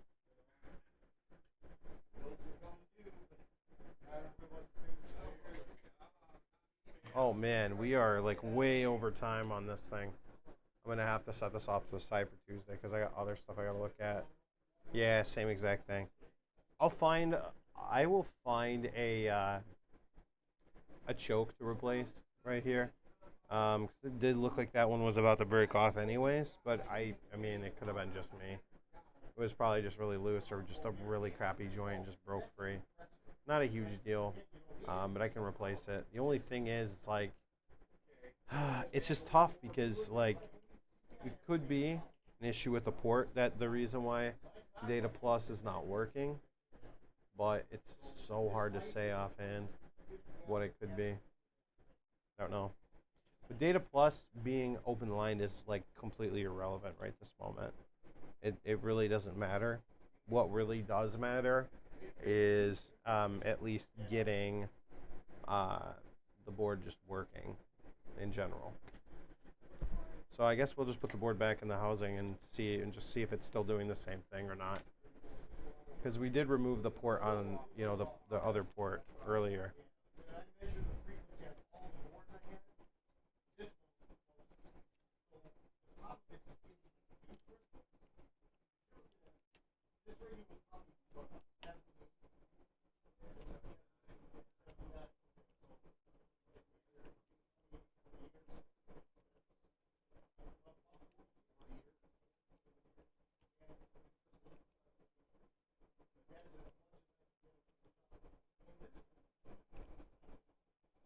Okay.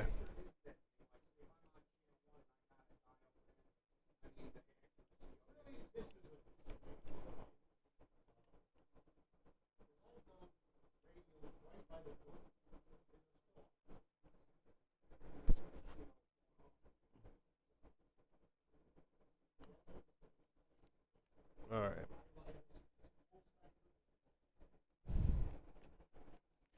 Okay. Oh, let's get some screws in for the hinge.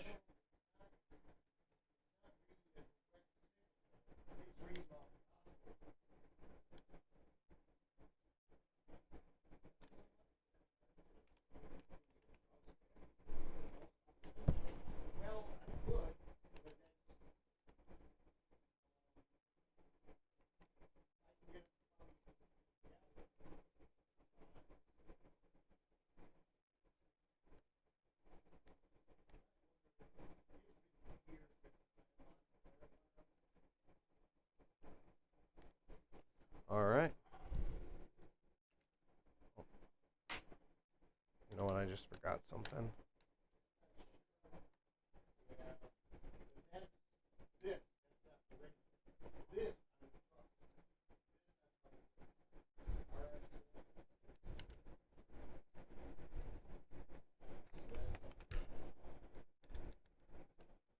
Okay. Now, let's plug in the machine. Let's see what it does. All right. Does it draw anything? Computer doesn't draw anything. Nice. Nice. Well, it wasn't drawing anything even earlier. Like it drew something and came on for a moment, but then that was it. Let's see if it draws anything at 5 volts. See, because it's like, okay, 20 obviously isn't working. Okay, let's try. I've got another USB amp meter over here. Okay, we're getting something. 200 milliamps and off. Let's see. Okay, 500 or 9, about 1 amp. Oh, I didn't. I'm getting a phone call, and I did not connect the LCD. I got to do that. Okay, so we are getting current draw. Hang on. Gotta take a phone call.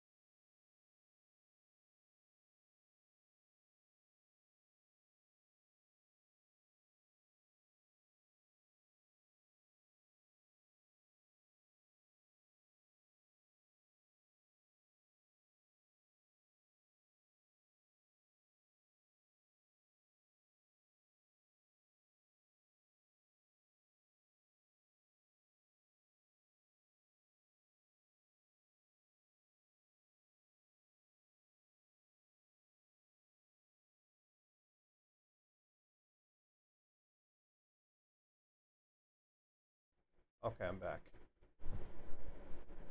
All right, so we need, so I'm gonna check it with the other power supply and see what it does. What does it do?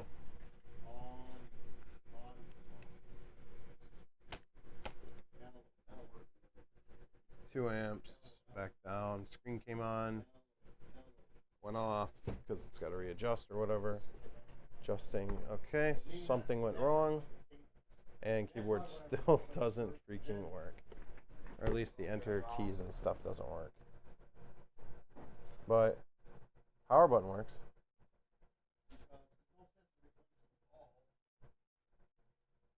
Now let's see what we can get out of this machine.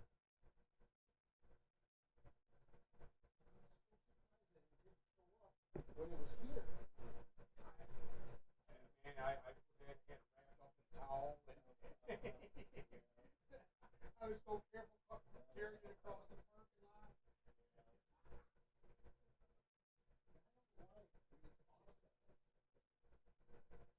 Yeah.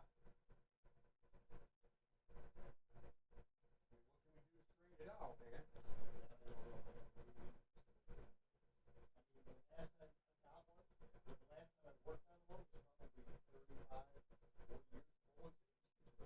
I know I was told that they got to warm up. Well, that's just...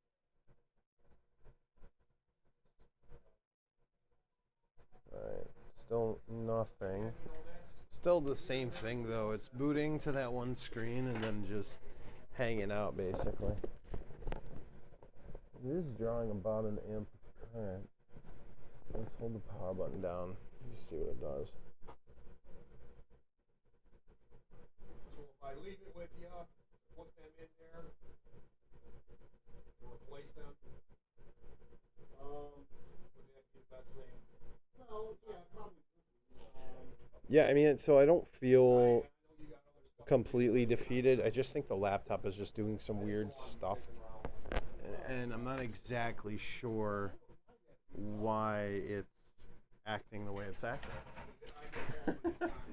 It's kind of the whole purpose of repair, right? Like you just don't know what it's doing or why, or you don't know why it's doing what it's doing. So you're trying to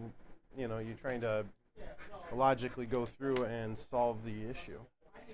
All right, this laptop is going to be put off to the side for now because I am way over time on this particular one.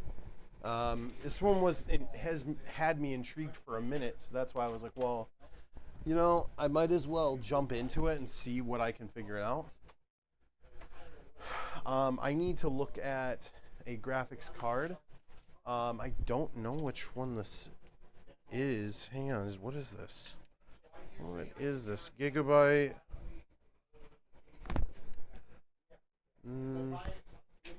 We have a graphics card. That's the next one. Here we go. This is looks like a 1070 graphics card.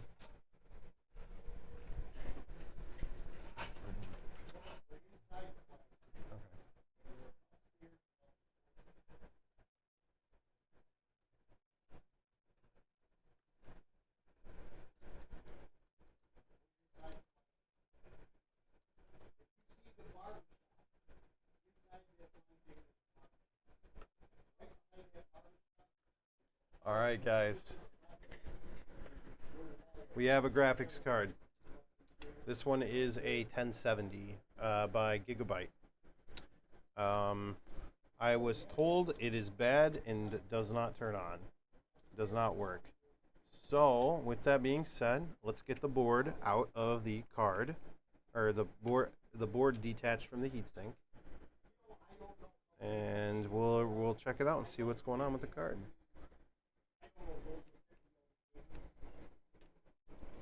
All right, come on, card.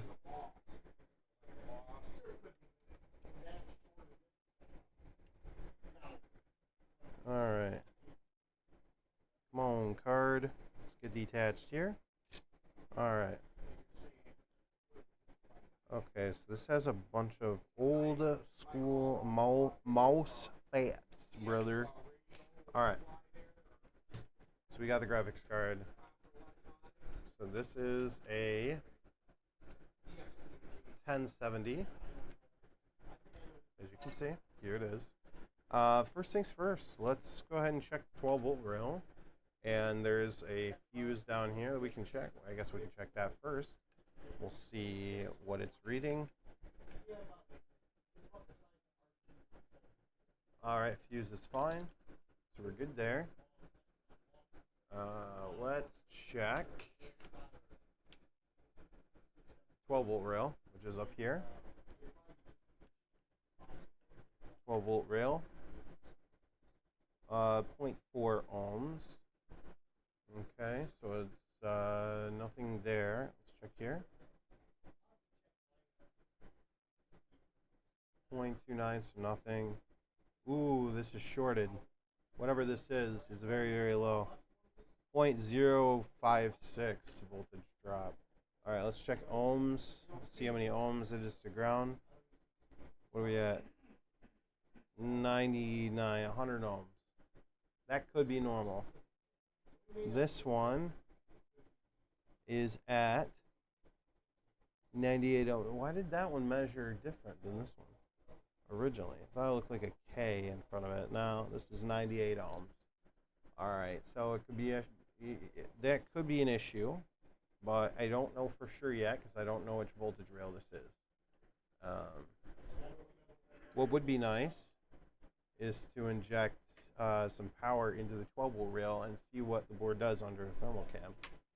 But in some instances, I have noticed on cards, when you try to inject voltage into 12 volt rail and it's not directly shorted, sometimes issues won't arise unless you plug the card in. Sometimes.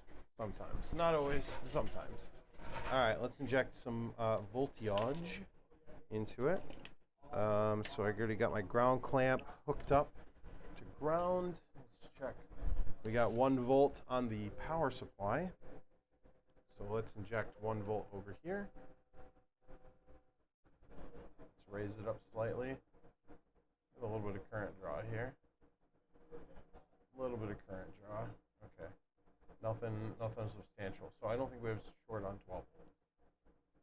So no short on 12. So let's check. We can check these rails here, but because these could be like CPU lines or a CPU power rail or something, not CPU, GPU power rail, we want to keep it around 1 volt when injecting. We don't want to exceed that. That is like our threshold. So if there is an issue, it's not gonna directly just blow up the GPU or something. All right, let's inject voltage here. So we have a little bit of a current draw. Nothing crazy. It's like 200 milliamps, 300, 400, 300, 400 milliamps. So a little bit. All right, let's grab thermal cam and we'll see what we can figure out here.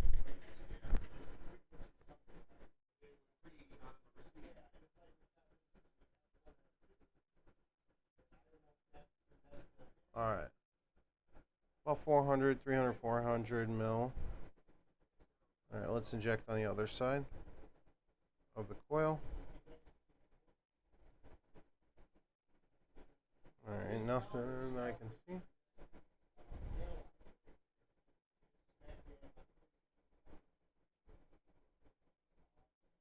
We have like between 200 and 300 milliamps. We have nothing getting hot on the board. Nothing. Absolutely nothing.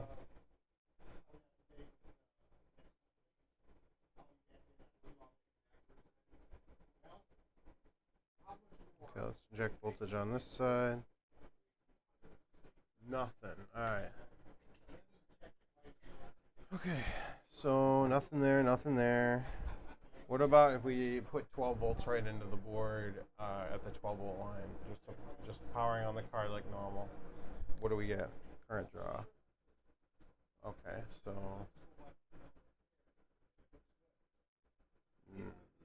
nothing.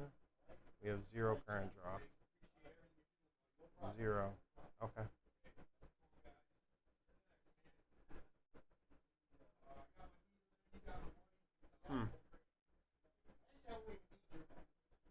Okay.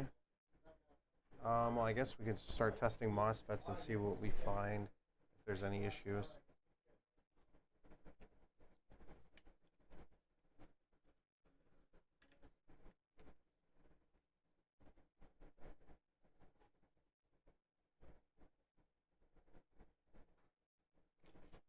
All right. We're checking in diode mode. Diode mode at 0.53. All right. Let's come back around here. Let's check these FETs. See what we can find. 0, 0. So we have short here. Because it's like, it's literally 0. Literally 0 on this FET. 0 here. 0 here. And 0.466. Well, we have 0, like literally actual 0. Yeah. Okay. All right, I'll be right back, guys.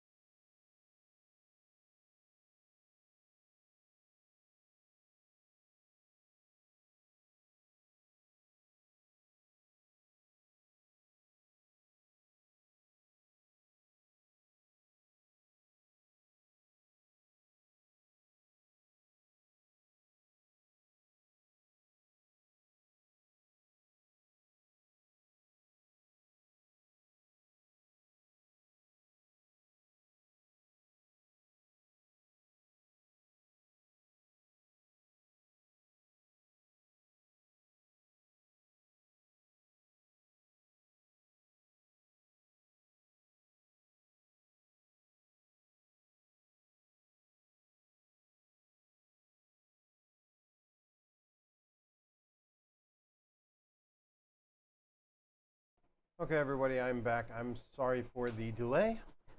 So, what I did notice is that this MOSFET right here, in diode mode, red probe on ground, black probe, this line is completely shorted to ground, and this is also ground.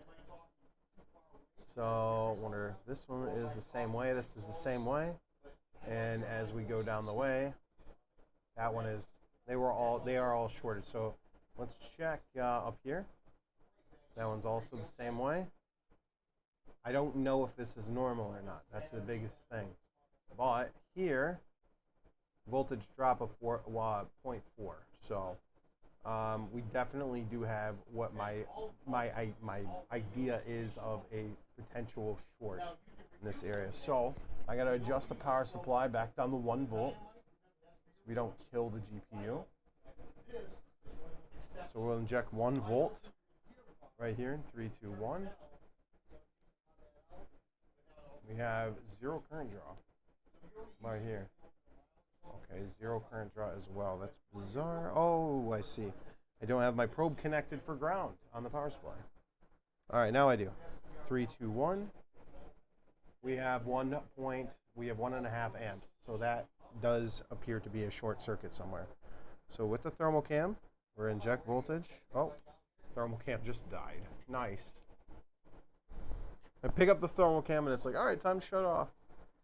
All right, let's check here.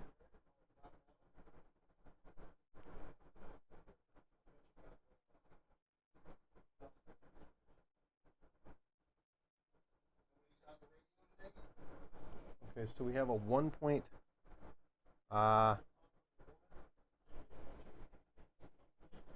GPU, it's getting hot. The GPU itself is getting hot.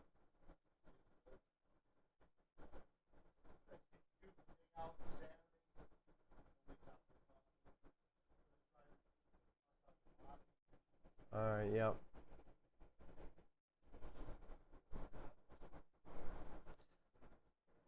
Main power rail for GPU is shorted. Yep, that's the problem right there. That's why I always say GPUs, it's like 60% chance of it not being fixable. And the other, so yeah, I mean, like, okay, let's look at the thermal cam here. All right, so we can get a good image. All right, so you guys can barely see it, but I'm gonna do my best. We're gonna inject voltage in 3, 2, 1. Let's see if you guys can see the GPU. Okay, so that's the GPU there. I haven't injected voltage yet. Let's do it now. And there's the voltage. I am injecting 1 volt here. The GPU itself is drawing 1.2 volts. 1 volt is safe for the GPU because it runs at about 1 volt, 1.2 volts. But yeah, injecting 1 volt right here shows that we do have a shorted GPU. So, and that's at these MOSFETs here. So these row of MOSFETs here are fine. We just have a short here. We inject voltage and the GPU gets hot. That means we have a shorted GPU. That means that this board is toast and is not worth fixing because we would have to replace this chip right here. And this chip literally is it's like the LCD on a TV. It is the bread and butter of the entire board. And so without, someone else. Okay, so this board was taken apart before. And I noticed some things. Now that I'm seeing it, we have some knocked capacitors all around this GPU. Okay, well, I mean, this is a B2B repair, and the card was taken apart previously and obviously has new pads on it. So that obviously could be a thing, but I don't think, I do believe that this card was originally tried to be worked on previously, came in with no power, and so, yeah, I mean, technically the GPU probably won't boot without those caps, but it is shorted anyways, so as a result of probably the GPU seeing 12 volts, it probably shorted in such a way where it literally just sent 12 volts directly into the chip and killed it. So there we go. Can't fix the GPU because there's no point. This is not fixable. Not at all. Just too bad. Too bad, so sad. All right. Well, guys, I think that's going to just about close me up for the day.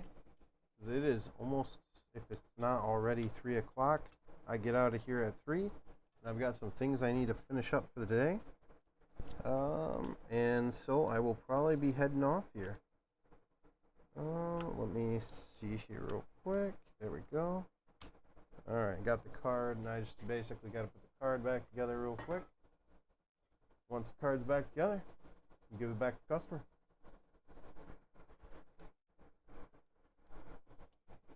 All right, guys, I'm going to get off here. I hope you guys enjoyed the stream. Thank you so much for tuning in, and I will see you guys in the next video. Goodbye for now.